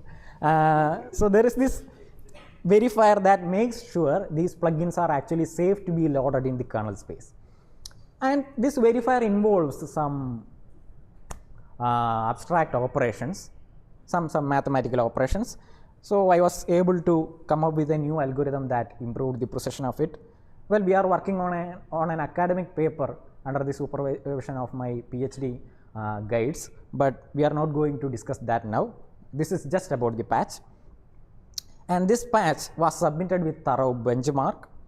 There were independent benchmarks by kernel maintainers, and I had to add a tester to the kernel test suite. And now we have formal proof showing that the operation is actually correct using ROC theorem prover. So some questions I get asked, were the reviewers friendly? Because Linux kernel community is notoriously hostile, right? They were really friendly. And how many months did it take? That's another question I get asked. Only a couple of days. Just days. Maybe because there was benchmark, the algorithm was simplifying things instead of complicating it. Okay, this is a small patch acceptance cheat sheet that I came up with based on my experience. It may not be general. So if you are submitting a patch that consists of thousands of lines of code, thousands or more than that, that too not isolated, that is your code touches so many kernel components. It has some subjective benefits like, hey, I implemented this pattern, this code looks much better, etc. If that's your case, chances are it won't get accepted. Your patch should be small, it should be isolated, that is, it should touch a small component, right? And it should be objectively better. Objectively better means it's more simple, it's more precise, it improves the performance, it has, or it's backed by formal proofs or something like that. I think I'm gonna put this cheat sheet on my next PR review. Okay. Thanks. Yes. Good, bad. Okay. Especially in the AI days, PRs like 100 file chains. Yes. PR, so. Yes. I mean, this is a Bcache not in trouble. Yes, many things go into trouble because of this. So shall I ask you one thing based on that question? So are people using coding agents in order to unearth the problem and then fixing it by hand? That's the way based on this question. I mean, people are doing so many things. I cannot give you a single answer for that. In the kernel? Yeah, no, because you know one thing. See, even I was curious to know. Okay, out of thousands of lines of code, you put 0 in onto one particular thing. Okay. See, since I assume that there is a community around you in the research area. Okay. You could, if somebody from outside is trying to do that, okay, then he has to get some help from the external thing. Then coding agent will be something, right? At least in order to diagnose the problem. Okay. The thing is, people are using these tools in so many combinations, like to write code, to understand code, or to find issues, right? In the case of that one line patch I showed, I was able to locate that issue manually because I know it's C code and there are so many strcmps. Whenever you see an strcmp or strcpy, there is a possibility for a bug. So I was able to manually find this bug and strcpy അല്ലെങ്കിൽ grep strcpy അതെ grep strcpy pipe എന്താ ചെയ്യാ ഒരു കൗണ്ടോ people are using that, and the Linux kernel community is welcoming the use of agents to even to write code. The only thing is that you have to take responsibility. That's it. You have to take responsibility, and you cannot still submit patches like the ones he mentioned. You have to submit patches that are manually reviewable and all. But they are using Torvalds and team are using AI tools, these so-called AI tools, to review patches and to find issues and all. The other day, recently, I think just in 2 days or 1 day, I don't remember, there were 400 CVEs filed by the kernel maintainers. So with Mythos and all, people are able to find so many issues like that. They are using it, they are welcoming the use. Okay. This particular problem. Well, I was reading a paper and I found people trying to formalize this abstract operators used in the kernel. Okay, this is based on academic work, and I saw that they came up with an improved multiplication algorithm, and I was not satisfied with that algorithm. I was sure that I would be able to improve that algorithm, and one day I got the idea. It's simpler. That new idea is actually simpler than the previous algorithm. So I was able to code it up because I had some background in these kinds of things like So that's really useful. Even if you are from academia, or even if you are involved in academic projects, if you have some background in systems programming and these kinds of patchwork and all, you can do this and you can submit patch. And it's not just luck or something that gets your patch accepted in a few days without maintainers complaining a lot. You have to submit it with proper benchmarking. You have to follow the convention that the kernel maintainers have set up, right? So if you know that workflow, things will be easier. So to answer your question, this work was inspired by another academic project or research project. Now, if you want to contribute to the kernel or some niche project like that, of course, the Linux kernel is a big project, but it's still niche compared to the popular GitHub workflow, right? So where is it done? GitHub? Is it GitLab? And how? Huh? Is it a plane? Is it a car? Yes. How do I create and submit a patch? Who merges it? Torvalds? How does the kernel patch enter the, how or when does the kernel patch enter the mainline kernel, right? When can I boast that my code is being run on millions of machines, right? That's the rephrasing of that question. So if you submit against a mirror, there is this repo called github.com/torvalds/linux. It's a mirror. And people still file PRs against that repo. So if you do that, a bot will answer to you, right? I recently read that if you don't have time to write it, I don't have time to read it. It's about AI written posts. Just like that, if you don't have time to read the kernel guidelines, a bot will answer to you. And this is the GitHub workflow that we are familiar with. You will spot a project to contribute, you will find an issue to solve, you will fork the project, right? You will make some changes in a branch that you own. You will submit a pull request. This is the workflow we are all familiar with. But what's the workflow that we have in the Linux kernel, right? Trees. Each subsystem has its own tree. By a tree, we mean fork. So there will be a subsystem, there will be a tree for the BPF subsystem, Bluetooth, etc. BPF means, again, the thing we were discussing, the kernel plugin system, right? So Linux Next is the tree where integration happens. You will be submitting a patch against a specific tree, and once it is accepted to that particular tree, it will eventually make it into Linux Next. And if the integration succeeds, it will finally enter the mainline kernel in steps. Okay. So what is a patch? It's basically a diff, right? A patch is basically a diff. That is the difference between the previous code and the modifications that you made, the modified code. And this patch is created using git format patch. That's the command. You are not using diff, you are not using the web UI that is presented by GitHub. You are using git format -patch. And you are using git send -email to send the patch. You are not submitting it via GitHub, you are not submitting it via some other website, you are not submitting the mail manually. You are using the command git send email that will help you format the patch and all. It will detect issues. So there are tools. നമ്മളെ ചീത്ത വിളിക്കാൻ മുന്നേ സാധനങ്ങളുണ്ട്. Colonel മെയിൻറ്റെയിനർമാരുടെ അടുത്തെത്തുന്നതിന് മുന്നേ ചീത്ത വിളിക്കാൻ സാധനങ്ങളുണ്ട്. അതെ. This is the journey of an eBPF patch. You will file it against the branch bpf-next. You will wait for reviews, and after making some modifications, there is also a CI bot to run automated things on your modifications. And once it is part of BPF Next, it will eventually make it into Linux-Next. That's where integration happens.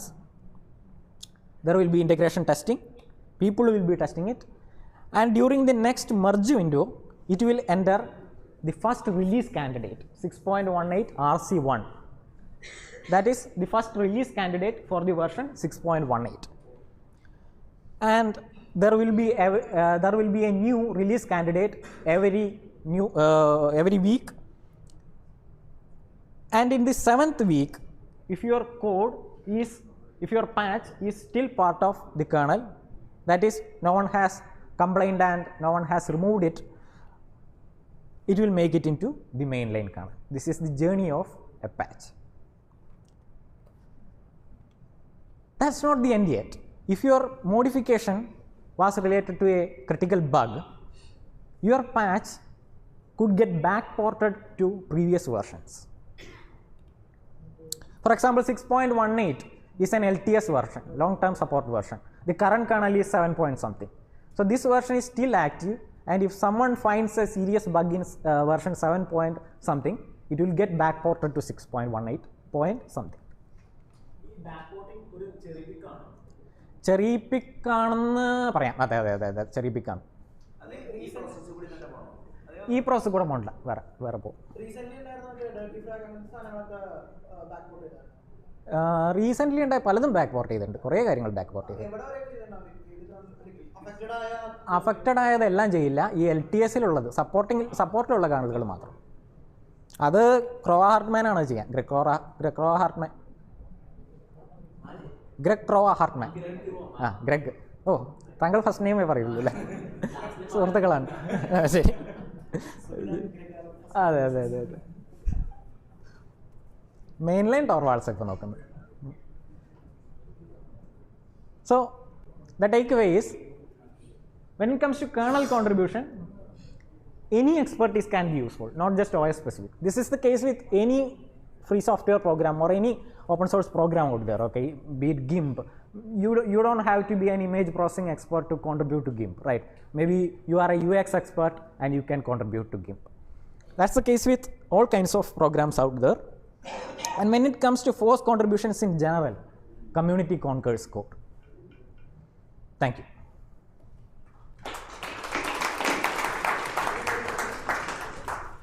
You are showing you implemented some kind of an operator, right? Yes. So then you mentioned that eBPF is the JavaScript of this thing. So I saw LLVM in your this thing. Okay. So yeah, is it compiled to x86 your script, or is it interpreted? I didn't show LLVM, right? No, in your patch, okay, I saw LLVM. So okay. In one of your contribution, okay. Okay. Can you just go back? No, you go back once again. Go. Yeah. Here. LLVM 17. x86. Okay. So that means, okay, LLVM is embedded inside the, that's why that user space part comes, right? Okay, this LLVM means the kernel CI pipeline is building the kernel against LLVM. So my question is, are they compiling it into the x86, or they are interpreting it within the kernel? x86. Oh, if you are asking regarding your operator and those kind of stuff. Okay. That has nothing to do with LLVM. So the thing is, in the case of eBPF, all eBPF programs are written in eBPF bytecode.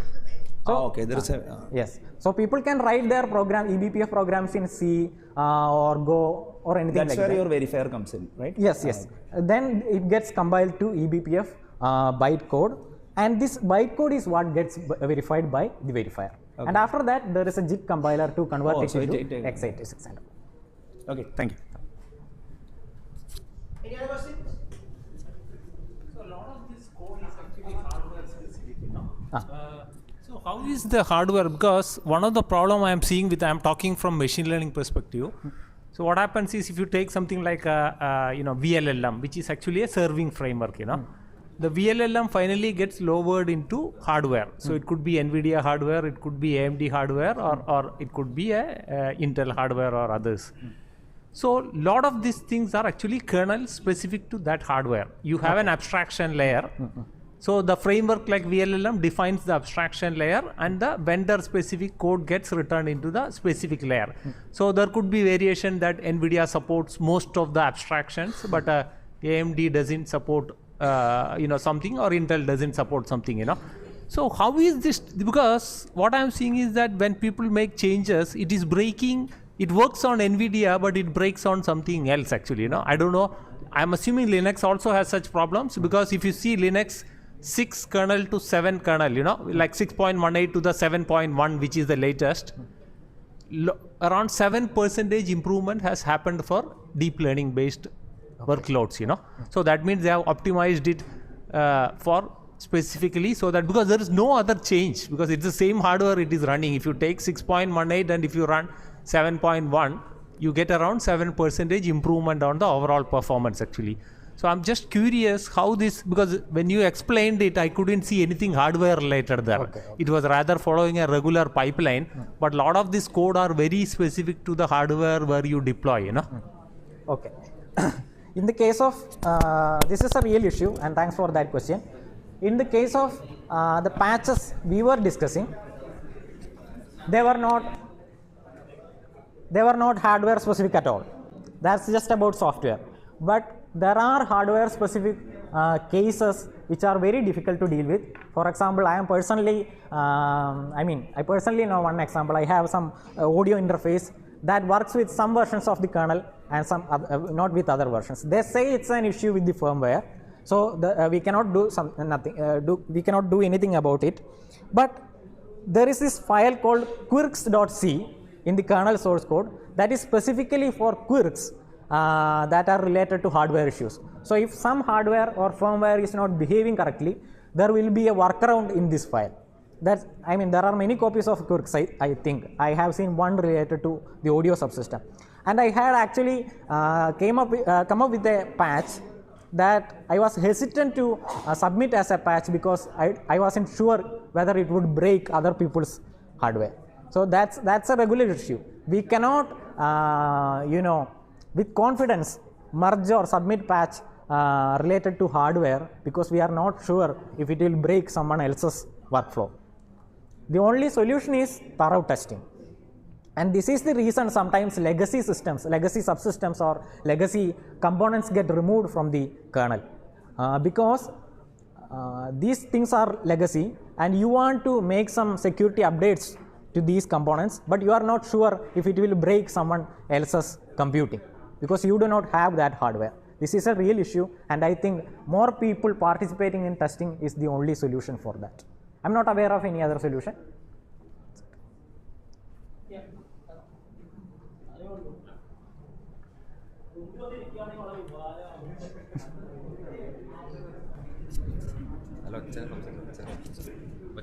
It's specific to continuation to the previous question.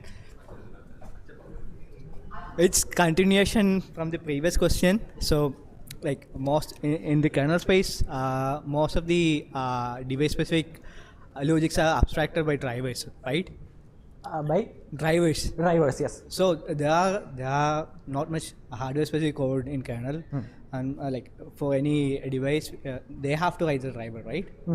So even for patch specific device, then they could have fix a driver version for that specific hardware and then push that, right? Okay. It's the same with NVIDIA because the issue with NVIDIA is like they are not currently they're working with the Linux drivers, but before that it was like open contribution, and then they haven't fully provided all the documentation for writing the drivers. Okay, your question is more of a suggestion, I think. No, not suggestion. Okay. Is that the proper way? Most of the issues are coming from the vendor side, not from the kernel side, right? Okay. I'm not a driver person. I'm not a hardware person. But still, to answer your question or to add to that question, drivers are not written. Unfortunately, drivers are not written by hardware vendors many a time. Community writes the drivers, community contributes. That's what happens. Companies, device manufacturers should write the drivers. That's the best thing to do, but unfortunately that's not happening to the extent it should happen. That will be a solution, but community is contributing, and sometimes the kernel API changes. There was this big change when it comes to driver APIs in some Linux 2 point something, some version, I don't remember it, and people were using this tool called Kochi to port their drivers. So community can help, but community does help, but if manufacturers take part, that will be easier.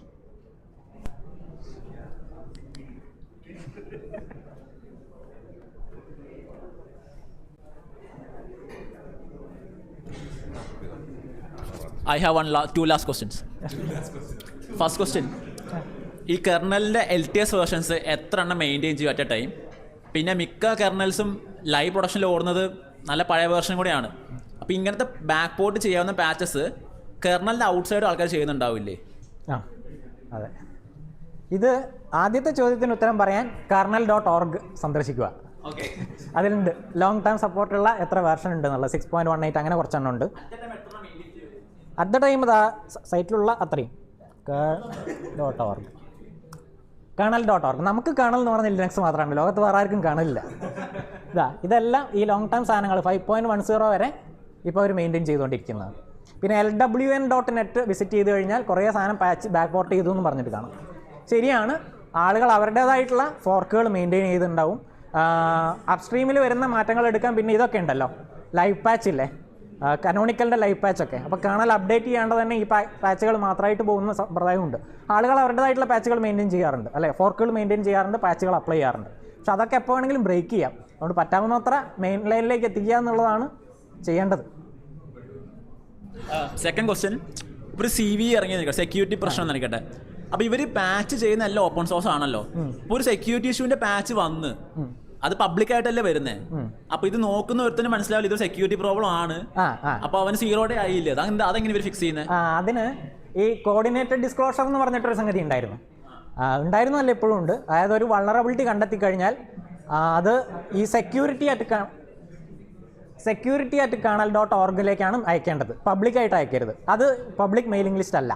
Security at kernel.org അയച്ചാൽ അത് അവർ പ്രൈവറ്റായിട്ട് handle ചെയ്യും. ഒരു നിശ്ചിത ദിവസത്തിനുള്ളിൽ patch ചെയ്ത് ഈ പാച്ചെല്ലാം release ചെയ്ത ശേഷം മാത്രമേ ഈ CV റിലീസ് ചെയ്യുന്നുള്ളൂ.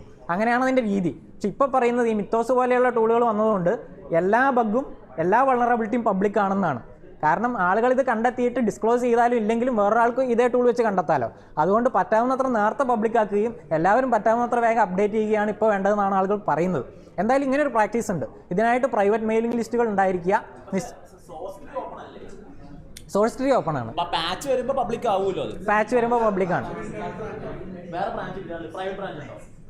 അല്ല പാച്ച് പബ്ലിക് തന്നെയാണ് വരിക. പാച്ച് പബ്ലിക് ആയിരിക്കും. അത് ഇന്ന ഇഷ്യൂ ആയിട്ട് ബന്ധപ്പെട്ടാണെന്ന് പബ്ലിക്കായിട്ട് പറയുന്നൊന്നും ഉണ്ടാവില്ല എന്ന് മാത്രം. കണ്ട ഒരാൾക്ക് മനസ്സിലാക്കാം, നോക്കാൻ മനസ്സിലാവും.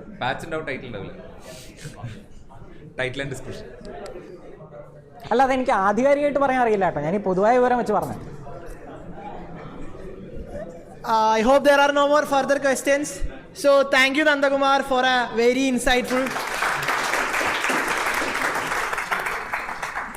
insightful off-road kernel talk. I really hope കുറേ കൂടി കേർണൽ ആൻഡ് ലൈക്ക് എന്താ പറയുക ഇത്തിരി കൂടി ഹാർഡ് കോർ ആയിട്ടുള്ള സ്റ്റഫ് കുറച്ചും കൂടി നമുക്ക് ടോക്സ് കിട്ടുമെന്ന്. അടുത്തതായിട്ട് നമ്മുടെ ഫൈനൽ ടോക്കിലേക്ക് നമ്മൾ കടക്കുവാണ്.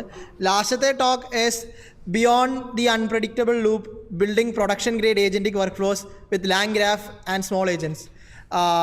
ടോക്ക് എടുക്കുന്നത് ശ്രീജിത്ത് സുരേന്ദ്രൻ ആൻഡ് അജ്മൽ ബിൻ നിസാം. ഇന്നത്തെ ആദ്യത്തെ ടോക്കിൻ്റെ എല്ലാവരും ചോദിച്ചുകൊണ്ട് വെച്ചത് ഇതെങ്ങനെ പ്രൊഡക്ഷനിൽ ഓടിക്കും എന്നാണ്. അപ്പോൾ അത് പരിഹാരമാക്കാനായിട്ടാണെന്ന് തോന്നുന്നു അവർ വന്നേക്കുന്നത്. വണ്ടിയാ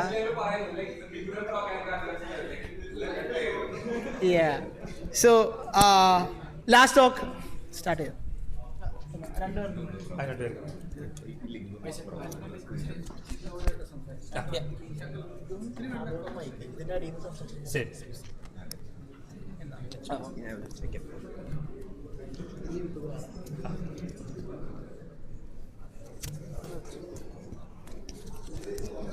ഹലോ, ഇത് യൂട്യൂബിനുള്ളതാണ്. ഇതിൻ്റെ താഴെ സംസാരിച്ചാൽ ബാക്കിയുള്ള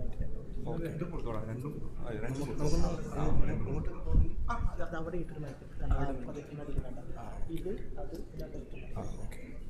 ഇത് ഇങ്ങനെ വെച്ചേക്കാം.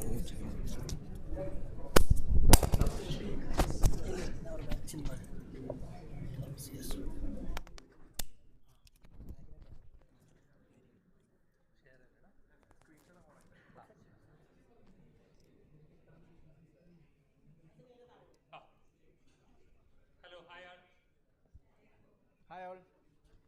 Hope we are audible. Okay. I think myself Srijit and and I will be co-presenting along with Achal from my team. Okay, so our topic is beyond the unpredictable loop, building production grade agentic workflows with the LangGraph. I think for the last. Okay.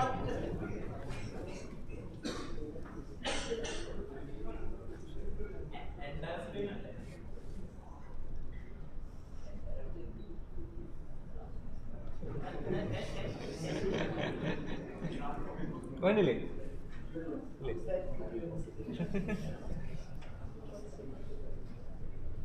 Audio show ആണ് അല്ലല്ല നമ്മൾ presentation mode വരുമ്പോൾ screen ഷെയറിൽ അവിടെ വേറെ ഇവിടെ വേറെ okay okay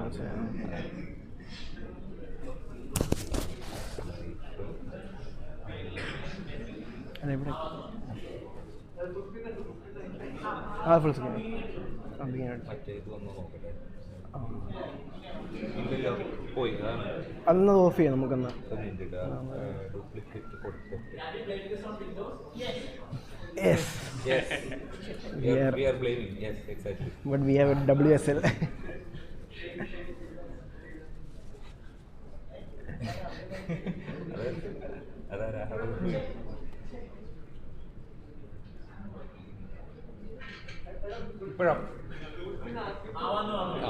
Okay. Fine. Okay. Shall I start? Yes.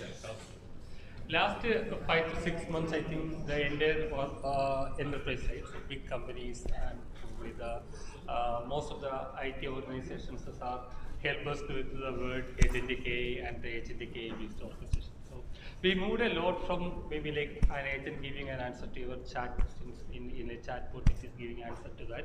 So we moved away from that world, and then there are multiple agents which is giving coordinated actions in the production environment. So that's the story which we are talking about. So I think we worked with some of the travel giants, and in the past, and we were developing agentic AI based work process for them. So this is one of the case study where which we experienced a lot of issues with that, and then there were solutions which we took it from the open source side too. So when we discuss about the open agentic AI-based orchestrations, right? I think there are, if you are using AWS-based stack for agentic AI orchestrations, I think there are tools available. You can simply do with the help of a click or a toggle button, you can do it. I think if you are familiar with the cloud-based coordinator agents, all those things, right? It helps you to orchestrate multiple agents, and it will help you to bring those actions. But the problem with those things, right? So everything looks maybe like when you, from an agentic orchestration perspective, all looks good, but the problem is like when you are trying to troubleshoot, or like when you want to get better visibility on which area it is taking more cost, I think where the token explosions are happening, right?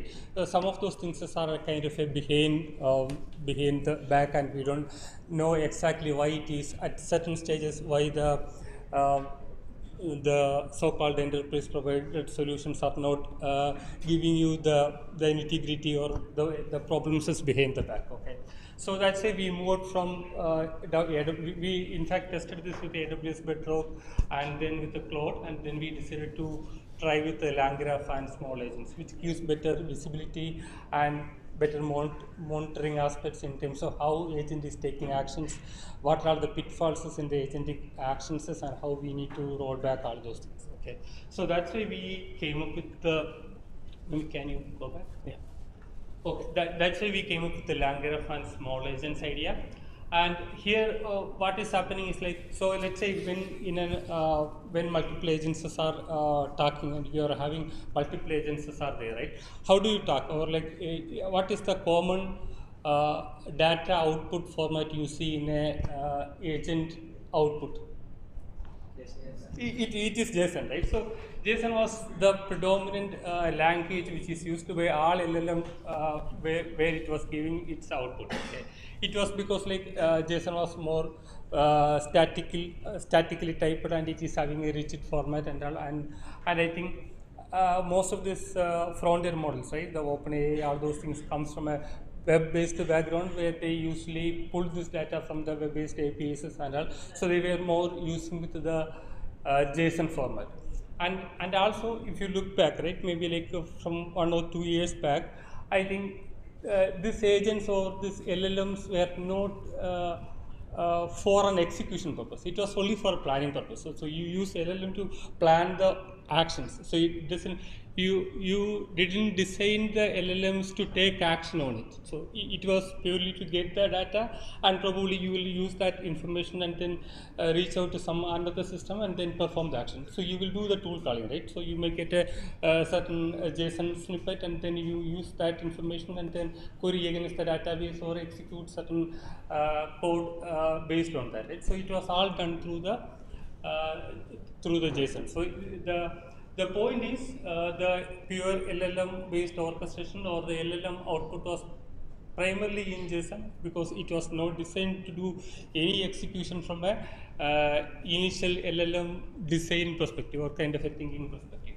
So when we are having multiple agents which is taking coordinated, which needs to take coordinated actions in the production, right? So we often face two of these challenges. One is like kind of runaway loops. So if you are not putting specific circuit breakers in your code, right? It will run a lot, and it may lead to hallucinate. So there can be examples, right? Maybe like you want to generate a particular query and then use that query to execute against a DB, right?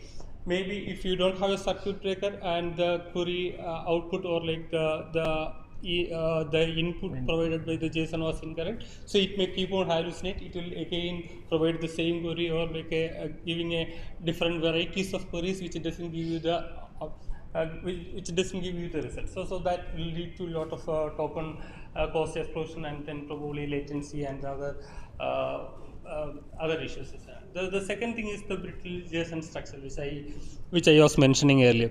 So when we are having these issues, right? So and since JSON is more of a static and web type formatted, rigid type format, right? So you can't do conditional formatting over there. Maybe like if class, all those things, right? You cannot put it in a JSON. Yeah, you can go to the next slide. Yes. So this is the another issue, the high API latency in the JSON chains. So your standard JSON tool loop, right? So it will keep on executing again and again. So but when it comes to native Python execution, right? So you don't need to do this kind of a high tool calls against each row. Let's say if you want to query 10 records from the DB and take action for one particular keyword or criteria, right? So in the standard JSON tool loop, it will do 10 DB execution, and 10 times you will get JSON output, and then you need to filter it out, all those things, right? But in the native Python execution, it will get reduced it by drastically. Yeah. Yeah. So the hybrid blueprint is like, so we took LangGraph along with the small agents, which did this coordinated action on the execution part. So the LangGraph is kind of a macro manager. So what I meant is like, so the one of the beauty of the LangGraph, right? It is having a state graph also, and then there is a central state, and then the human gets. Or I'll put it like, if you use any of the orchestration tools, right? Maybe like you might be familiar with the Control-M or Airflow or any of those orchestration tools, right? So you know how the workflow has been structured between this. In these tools, right? So you'll be having a parent node, then there will be a branching chain, will be there, multiple nodes will be there. It will be taking actions, different action based on the conditions which you are putting it over there, right?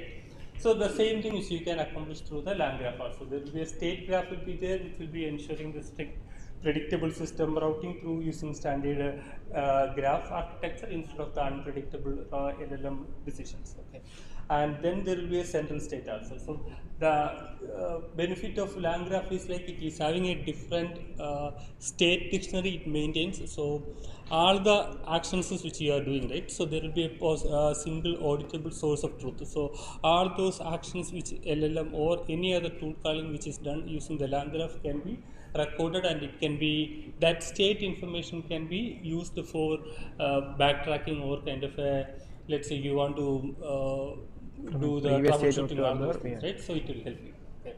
And then it is having a human gates also. So I was telling you about the control or the workflow which you will be designing, right? So in each workflow you can have human gates can be put in place, so that let's say agent has decided that it needs to take an action. So it needs to delete the record record 10, okay, or like it needs to update a particular value, right? So then it will prompt the agent, the human in the loop, and then it can, based on his approval, I think you will be taking the next set of actions. So that's how the land graph will work. So this is kind of a macro manager. And now when it comes to the okay, can you go? Yeah, go. Okay, I think that's not very clear. So in the land graph, right? So there will be something called edges will be there, or edges or nodes you can consider. Okay, thus you can. So good. Next one. Okay. So small agency is something which will be acting in the edges or nodes. Okay. So you decided that your workflow has been started. So then there will be one edge will be there. In that edge is the one which will be doing the action. So in that place, the small agents will be acting. So it act like a micro executor. So small agents is nothing but it will do the action what you want to do, and then it calls it like a code as an action. So it forces the model to execute action by writing clean compact Python script inside the local runtime rather than outputting the bloated JSON payloads. Okay. And then it uses the AST sandboxing also, so that the safety checks are and dynamically written code structures using the AST before each line validations, and then ensure that it is not executing unwantedly. Okay. And then the small instances are having a set correction feature also, so it will automatically capture runtime exceptions and field traceback settings strings. Yeah, like. Okay, so I think some of this concept what we are telling in this one, it will get more Confused clear here and when we there, go but- through the demo and that. So this is how the life cycle of an orchestrated task. So one, there will be a graph trigger will be there. So the land graph initiates the node and passes the current state variable to the local context, and then there will be an action will be performed by the small agent that will be writing a 4-line Python script to process your target data locally. And then it will do the safe execution inside the AST sandbox to the parser, and then return the structured results dictionary back. And then there will be a standoff will be happening, or those actions will be written in the land graph. Okay. I think we can move to the. I think, yeah. Actual will be showing you the demo. Yes. Okay. So first of all, I would like to thank Sridit for giving me a chance to tag along and for presenting with you. So firstly, we have an repository which have all these assets in one place. So you can scan this QR code, or you can you can scan this QR code and it will open and just a second, I will just. Okay. Yeah, this is a repository. Oh my god, I think. Oh, okay. Yeah, fine. Okay. So as Sridh mentioned, right? So I want this presentation or this demo to be a more effective one. So instead of like understanding all the buzzwords, LangChain, LangGraph, and this prior processor LangFlow, so all this thing, right? How these things are working is here I have this entire notebook, right? This 4 symbol notebook.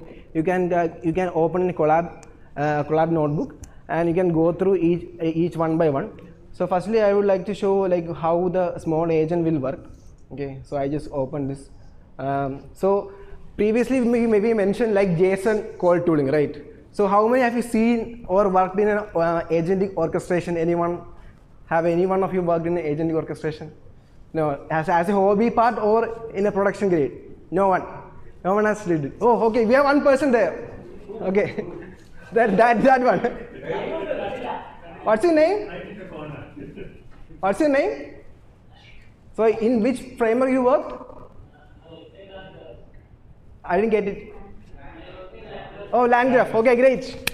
Okay, I think we have one person in the room. That's pretty good. Okay, yeah. So as I will show you that the previous like JSON calling, JSON tooling, how it works.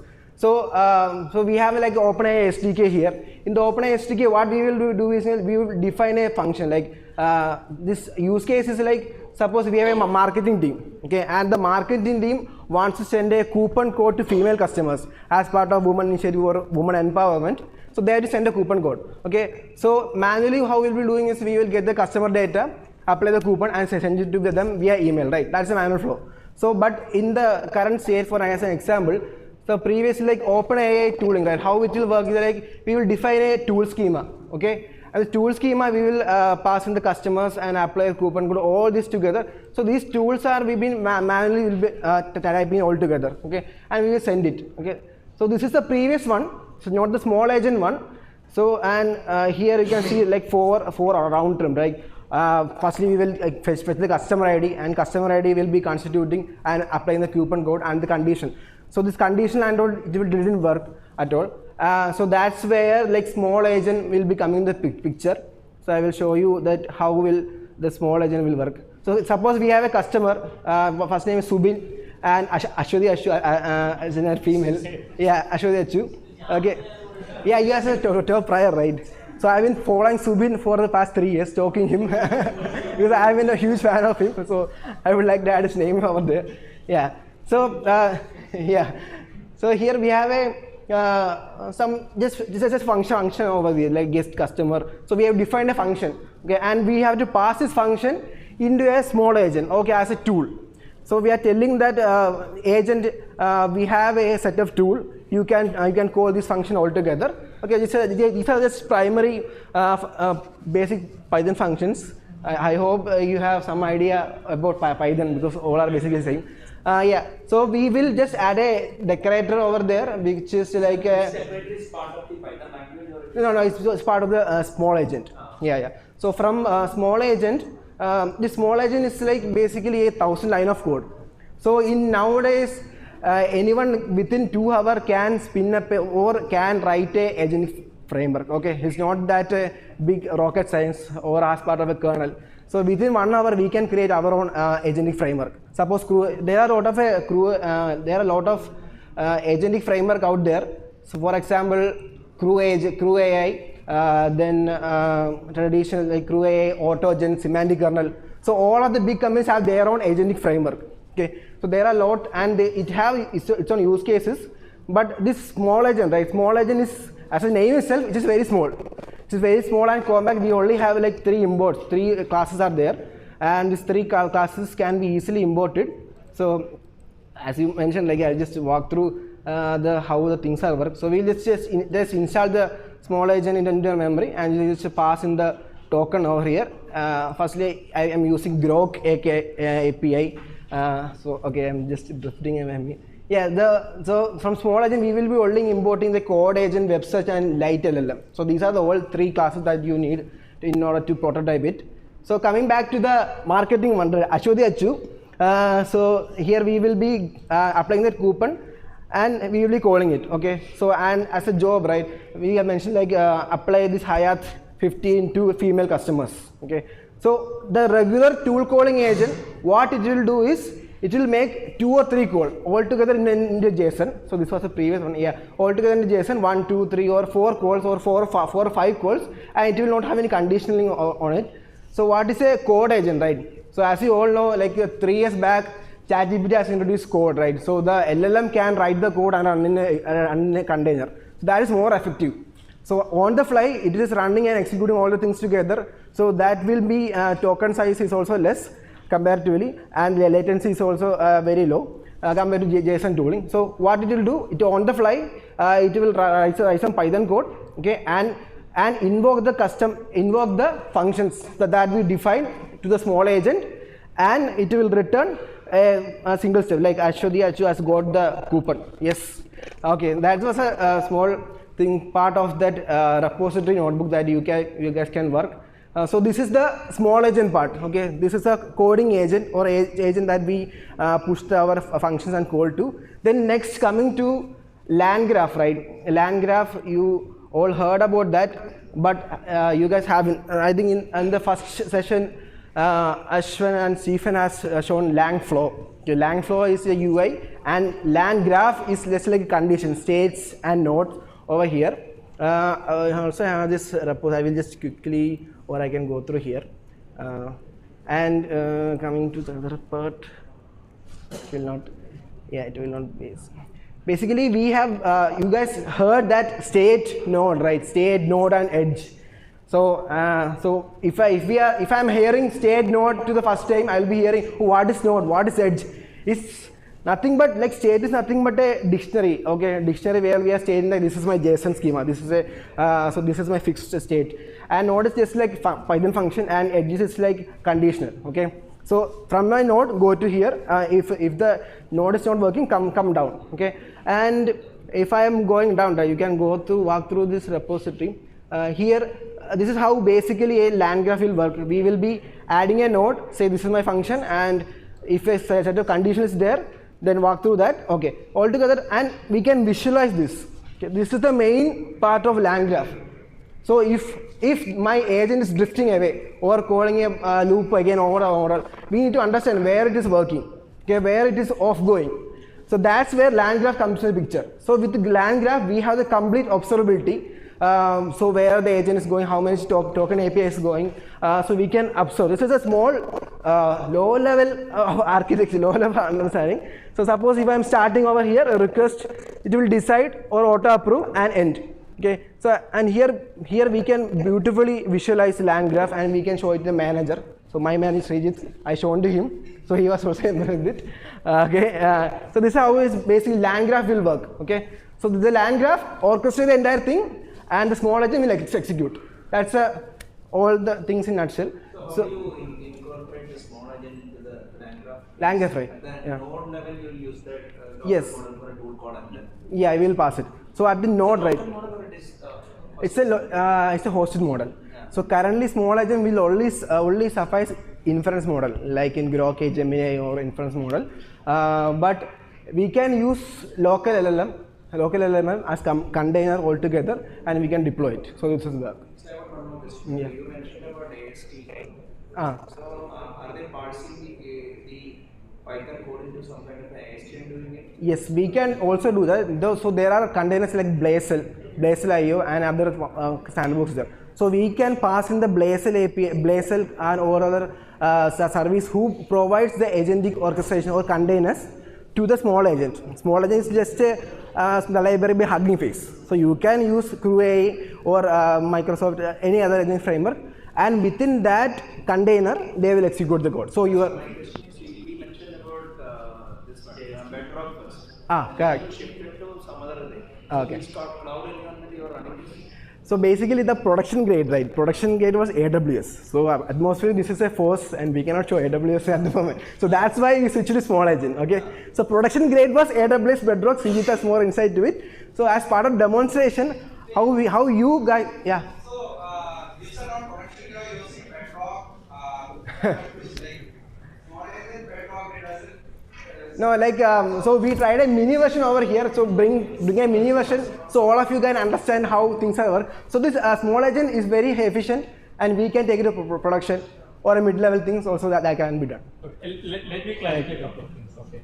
So you can do the agentic orchestration in Bedrock or in Cloud. Right? So the problem with that is that you don't get enough observability. You know, there are things which is used for AWS, right? So there are some things you may see that there are certain code paths has to be injected. But if you look at the logs, you may not be able to capture very well the way you are getting it through this open source land graph. So that's why I think now there are organizations are debating whether they should stick with their enterprise software solutions like AWS or the cloud and all, or they need to shift it to open source solutions like land graph. So this you can put it in your EC2 machines, and then you can create your own your own sandbox versions, and then run your land graph over there. So that's one option, or they can stick to the enterprise. So the debate is like what you want to do with that. Whether when you are having a lot of production grade work process which is there in the which is there in your AWS Bedrock or in the cloud, right? So that then you may not be having enough traceability. If you do you want that traceability, or do you want better organization provided or enterprise provided things? So that's the trade-off organizations are taking a clue. Okay, since the solutions which we are prototyping in the bedrock, something that's related to the client one, we will not be able to show it here. That's something patent related things are all there, so we will not be able to do that. So that's why we decided to show it in the open source version. No. See, my question is, I'm not Okay. ideologically oriented. My Yeah. question, see, I was following, see, because initially I couldn't follow. Yeah, what you okay. explained. So now I understand that, okay, you have got a land graph. Yeah. See, every graph system has got some kind of thing called activity or Yeah. action or something. Okay. At the action level, you are advocating just small agencies. Yes. So in the land graph, all the actions will be done at the nodes. So there will be something called you can think of this as a kind of a coordinator. There will be a coordinator will be there, and then from the coordinator there will be nodes will be there. So that workflow he was showing, right? It's basically like your workflow. So you are having in any kind of a software, you will be having a certain set of actions, how you need to execute between the actions, right? All those things will be in a workflow. Okay. Here the action will be taken by nodes. The node will be invoking the small agent. So that's where my question comes. Okay, are you highlighting the fact that okay, since tool calling requires only lightweight commands, or are you highlighting the execution environment part? I didn't get it. Because there is a sandbox environment, right? Yes. Which you are supposed to work. Yeah. In your you are using AWS, not ad hoc. Okay. Yeah. Your customer infrastructure. Yeah. Okay. So when you are actually showing us the demo, okay, I understand that small agents will actually do the tool calling and Yes. most Yeah. of the function calls I get so that it is getting good. Yeah. So this demo is about okay how to use small agents so that okay you can have viable orchestrations, or is it about it has to be run on some kind of a sandbox environment? No, you can do it in production environment also. So what I am understanding, you are checking whether small agent can run in a production environment or not. No, my question is okay. See, I am not familiar with both. Okay. But I have a schematic understanding. So you have got that land graph. Land graph is actually see without small agent land graph can go. You just say what they are going. And you can actually treat say so then it is a classic workflow. But you can actually have a workflow in the model so that you can even do code search. That's what you like. So my question is why one should use Land graph, right? Yeah. Okay. No, but in that's how we are. that's what in the demo we will be showing it why a land graph is there. Yeah. Okay. So we so as part. Yeah. So I have like two demo. I will not. So this will be a quick one. So this will be one chain. Okay, altogether. Land graph is so you can refer this notebook if you want. Like I have shown you. So you can open in your notebook like in your phone also. This is a notebook that I am showing, and the workflow, the entire workflow of this notebook is pretty much simple. Suppose you are a FOSS you want to make a FOSS contribution, okay, and you have enter your URL in this notebook over here, and in this notebook what it will do, the land graph will analyze. So it is just called the GitHub API, and we have three agents parallelly running. One will be getting all the repository all together, then the complexity of how the repository that is good, and the current skill set I have. Okay, skill set and preference I have, then it will create an onboarding agent plan. Okay, agent how much study that you need to prefer from, or which are the resources that you need to see. So these all things can be done using small agent, and land graph as a orchestrator we can do it. Okay, this is the one demo. You can refer the notebook, but other one is a bit interesting. So the next one is like drop shipping using multi-agent pipeline. Okay, how many of you have heard about drop shipping? Have any guys done it? Drop shipping? Okay, one guy. Okay, so that's the easiest way to make money or not? Oh, just watching YouTube video, but not taking any action, right? Okay, scam. Drop shipping is scam. I have people who are making lakhs with it. Okay. Delivery. Oh, so drop shipping is nothing but from supplier, right? Like Chinese supplier will be giving me watch or shipping something. So the current market rate will be 1,000 rupees for the watch. Okay, but from Chinese product or the original product, they'll be shipping at 500 rupees. Okay, so we are getting a margin 15%. Suppose the product will be going on for models to. So here I am taking an example of watch over here, and so suppose how the things is working is they will be having a lot of groups. Okay, WhatsApp group will be there, and in the group the seller will be uploading photos and the picture. Okay, and the current market rate, one have to manually go through the photos or data and manually search it and get it. Okay, all together and create a post on it. All together we have to do that, right? So instead of that, I have a working demo over here. So I will first show you what the high level flow is like. Okay, high level flow will be, LangGraph will be running it, and an ingestion agent. The ingestion agent will be market searching it. Okay, what is the margin over here? How can it will be invoking the web call over here, and this is the main part. So LangGraph will be evaluating. So if my margin is above than 20%, okay, then that will be automatically published on the website or the social media site. This is the general. So NIT is also doing that. So if anyone, but this is a more easy one other than N8, because this can be, this notebook or one thing can be scheduled altogether. So instead of having all thing, and here this is the main part, human in the loop. Why LangGraph is being orchestrated over here, and why we are distinguishing. So human in the loop is nothing but streaming. Okay, stream the data, stream or wait. It is a stream, like it will wait for some time. Okay, suppose if I am approving that thing to a WhatsApp or a Telegram bot, okay, send the feed if I need to approve it or not. So it will be. So suppose a seller send me a product, okay, my agent analyze it, and my agent send back to me, we got a product, you have this margin, accept it or not. Okay, so I can decide. So if the margin is greater than 20%, okay, the agent will automatically publish it. No, I have no issue with it. But if it is less than, I need to decide whether I will get a profit or not. It's that simple. Okay. So coming to that, then I will check the thing which I approve or not, then approve. Then LangGraph will be publishing it. So this is where LangGraph and this small agent, this agentic framework will come to picture. Okay. So next, let me move to the coding part. So suppose I am having a So I hope everyone watch Effin video, Effin chronograph. He's a influencer. He's Mark. So this was the latest video like what Effin has posted. So suppose so without YouTubing and all, without googling, so can you guess the price of Lalatan's watch over here? Can any one of you guess? Any guess? 1 crore. 30,000. Oh, 30 lakhs. That's it. Oh, okay, watch the video. Okay. Any other guess over here? What's the price of Lalatan's watch? 6,000. Okay. Yeah, this is a classic variant Joker watch. This is very rare. So every year they will make 100 of. Suppose it is for 14 lakhs for the current market rate. Okay. Yeah. That's rare. It's unique. That's it. Unique like Lalatan. 100. Yeah, correct.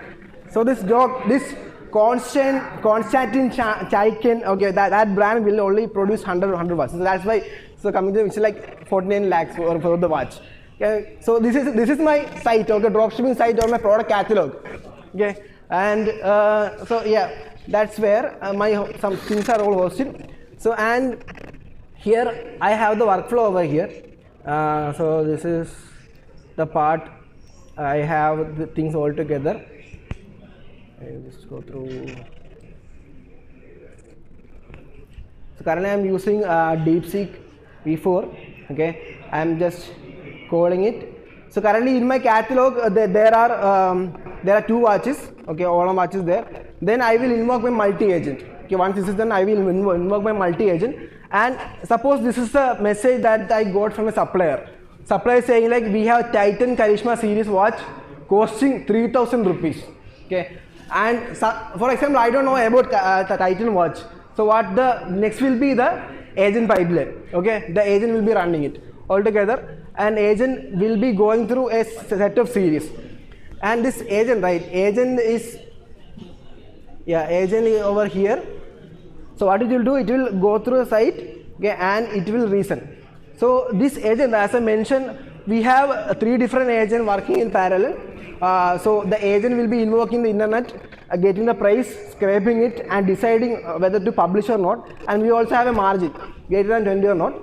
Same thing altogether, and I will show you in one video here.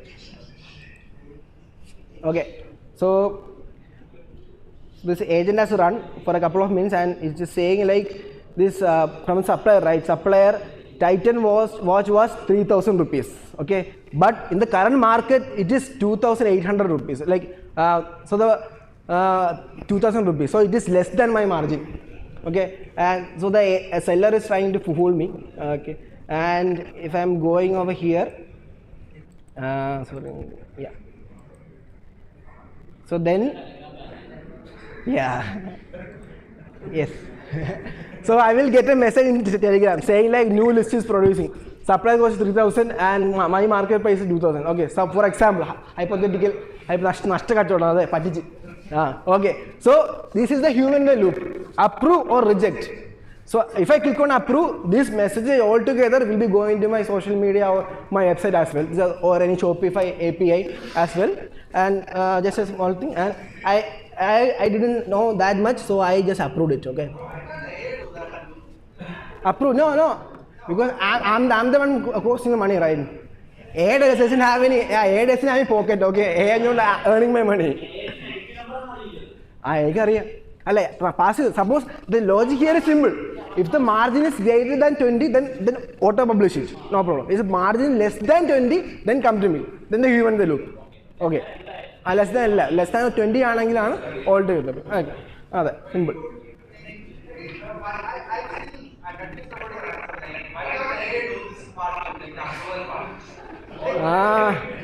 No. Because once I approve, right? Once I approve, then customers will come to me. Okay, asking me the product. Yeah. Okay. One question is like, so the margin, right? So if I am having a product, I need to ship it. There are cost charges. I need to pack it. The human effort is there.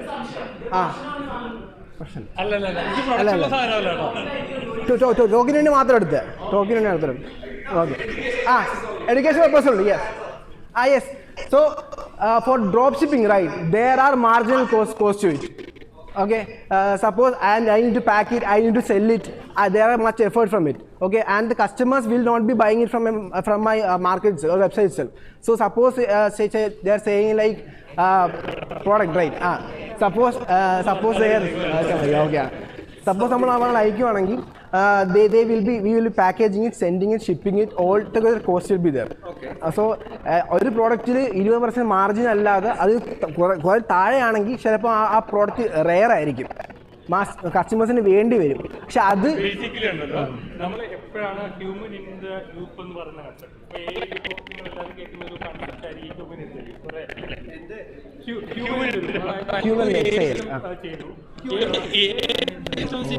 ആളുടെ AI systems are probabilistic, not deterministic. നിങ്ങൾ എല്ലാം കൊടുക്കുന്നു, എല്ലാം കിട്ടുന്ന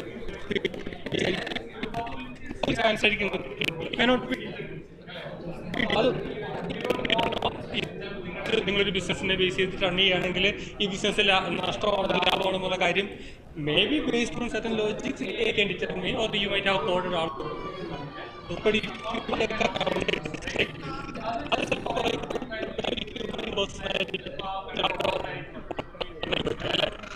Let's say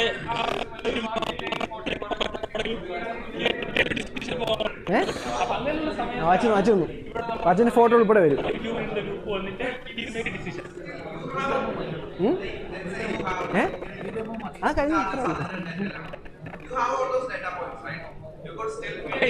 We could still feed our take a decision on there are ways you can key in and from that you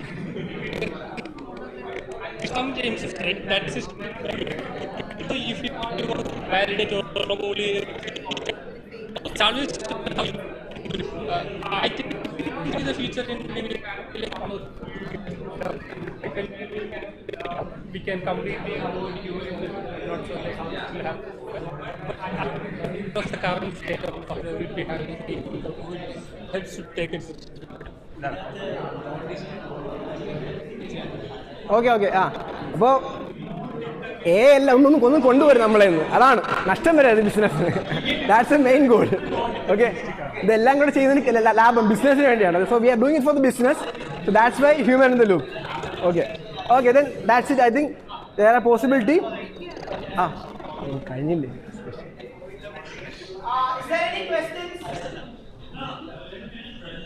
Okay, I think we are on top. Yeah.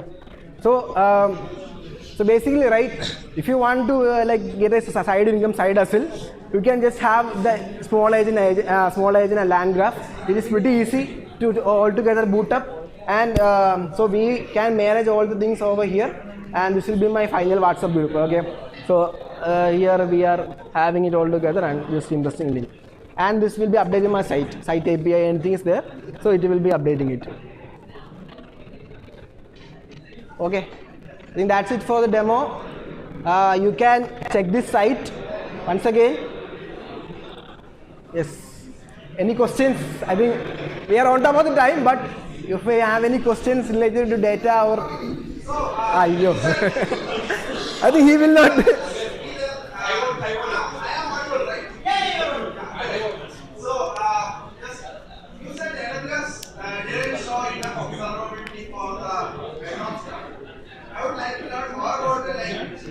Bedrock join.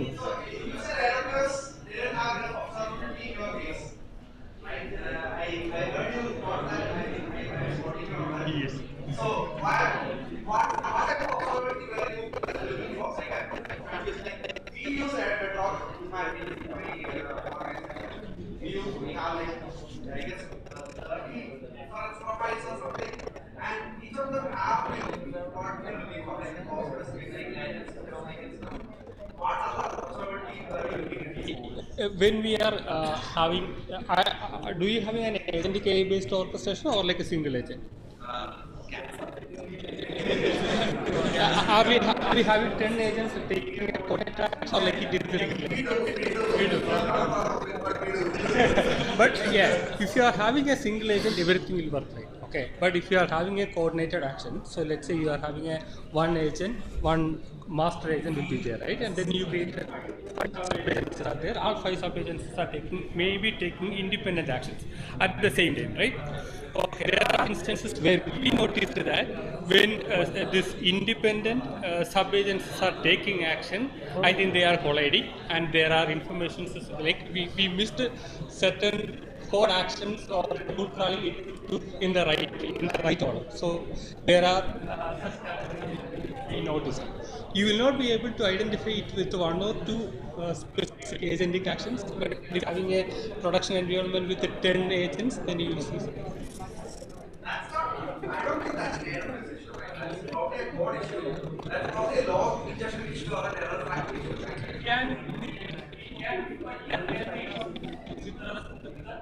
It is not about the AWS framework. We still use AWS heavily, so it is based on the availability and all, right? But what are the other or alternative options which we are having? So that's the place where we will start exploring LangGraph and LangChain. That's the place. Yeah, I got it. Another question, like, I'm sorry for taking too much, proceeding. I don't feel to be like that.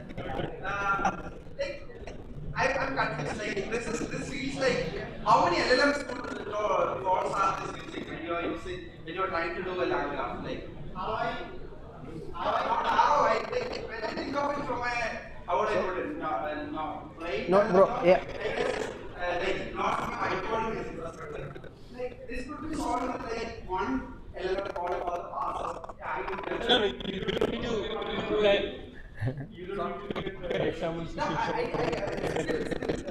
The land graph will not be having an API code, so only the small agent, right? Land graph, so in all of the boxes that you showed, all of them are calling an LLM, right? Like for some reasoning, for some conditions, small agents. Yeah, small agent condition. Yeah.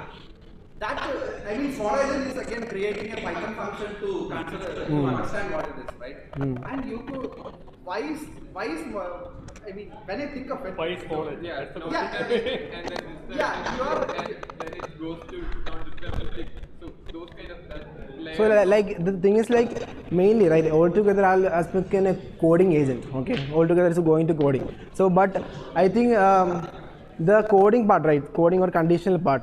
So coming to that and getting it and executing it altogether will be reducing more such cases. So that will be more. Is it more about on the usage of the small agent, or like it is more on the orchestration part? Because I think the problem has a deterministic part and non-deterministic part. The non-deterministic part we could have.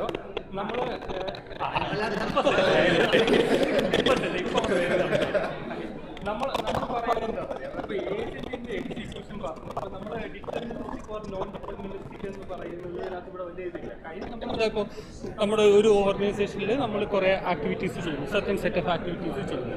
നമ്മളതിന് എന്താ പറയുക, ഒന്നിൽ കൂടുതൽ ഏജൻസിനെ നമ്മൾ use ചെയ്യുന്നു അല്ലേ. അപ്പോൾ ഈ ഏജൻസ് നമ്മൾ എങ്ങനെ ഇന്ററാക്ട് ചെയ്യണമെന്നാണ് നമ്മുടെ ഏജന്റിക് ഓർഗനൈസേഷൻ്റെ പാർട്ടായിട്ട് നമ്മൾ ലാംഗ്വേജ് ആർട്ടിൻ്റെ പാർട്ടായിട്ട് നമ്മൾ ചെയ്യുന്നത്. ഈ ഏജൻസ് എങ്ങനെ ആക്ഷൻ ആക്കണം എന്നുള്ളതാണ് അടുത്ത. നമ്മൾ ഒരു ജേസൺ ആയിട്ടാണ് നമുക്ക് ഔട്ട്പുട്ട് തരുന്നത്. ആ ജേസൺ ഔട്ട്പുട്ട് നമ്മൾ പാസ് ചെയ്തിട്ട് നമ്മൾ അവിടെ ഈ ടൂൾ കോളിങ്ങിന്റെ കാര്യം നമ്മൾ നേരത്തെ പറഞ്ഞില്ലേ, അത് അവോയ്ഡ് ചെയ്യാനായിട്ടാണ് നമ്മൾ സ്മോൾ ഏജന്റ് യൂസ് ചെയ്യുമ്പോഴത്തേക്കും അത് കുറെ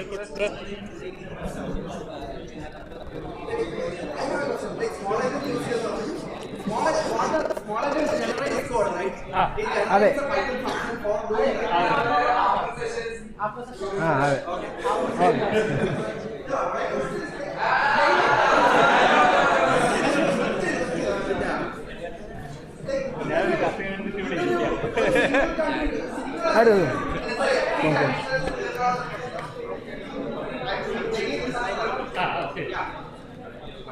അല്ല വേറെ കാര്യം നമ്മൾ പറയുന്നത്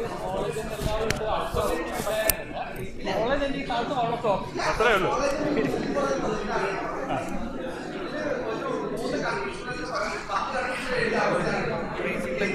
Okay, we made us more complicated.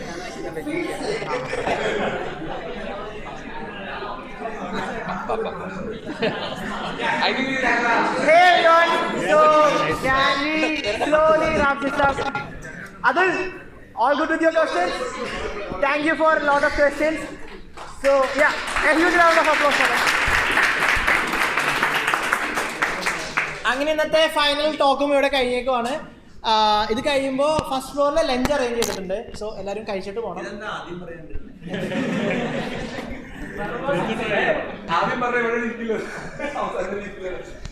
So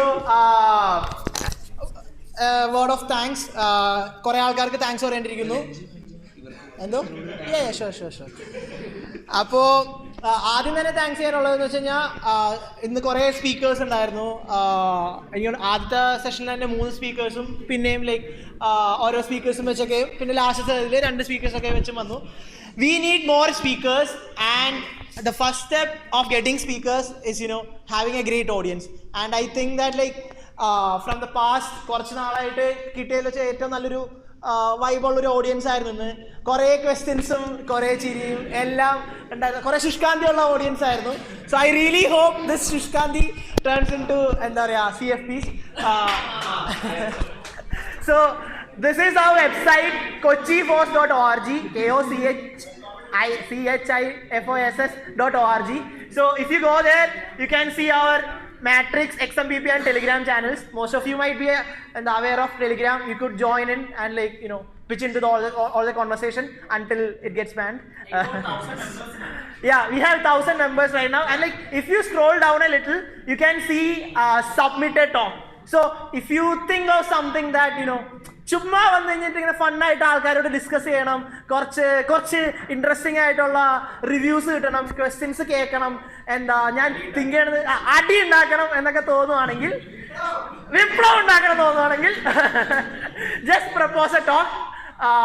എപ്പോഴാണെങ്കിലും നിങ്ങൾക്ക് ഇത് പ്രപ്പോസൽ അയക്കാം, നമുക്ക് ഇത് കിട്ടുന്ന അനുസരിച്ച് നമുക്ക് ചെയ്യാം. And since there are lot of new members here, നിങ്ങളുടെയൊക്കെ ഓഫീസിൽ ഇതുപോലെ ഒരു സ്പേസ് കിട്ടുവാണെങ്കിൽ നമ്മൾ പാവം ഞങ്ങൾ ഈ എന്താ വോളണ്ടിയേഴ്സിന് ഇതുപോലെ ഇത് നടത്തിക്കൊണ്ട് പോകാനായിട്ട് വളരെ ഹെൽപ്ഫുൾ ആയിരിക്കും. ഇപ്പോൾ IBS 3rd ടൈമാണ് നമുക്ക് സ്പേസ് പ്രൊവൈഡ് ചെയ്യണത്.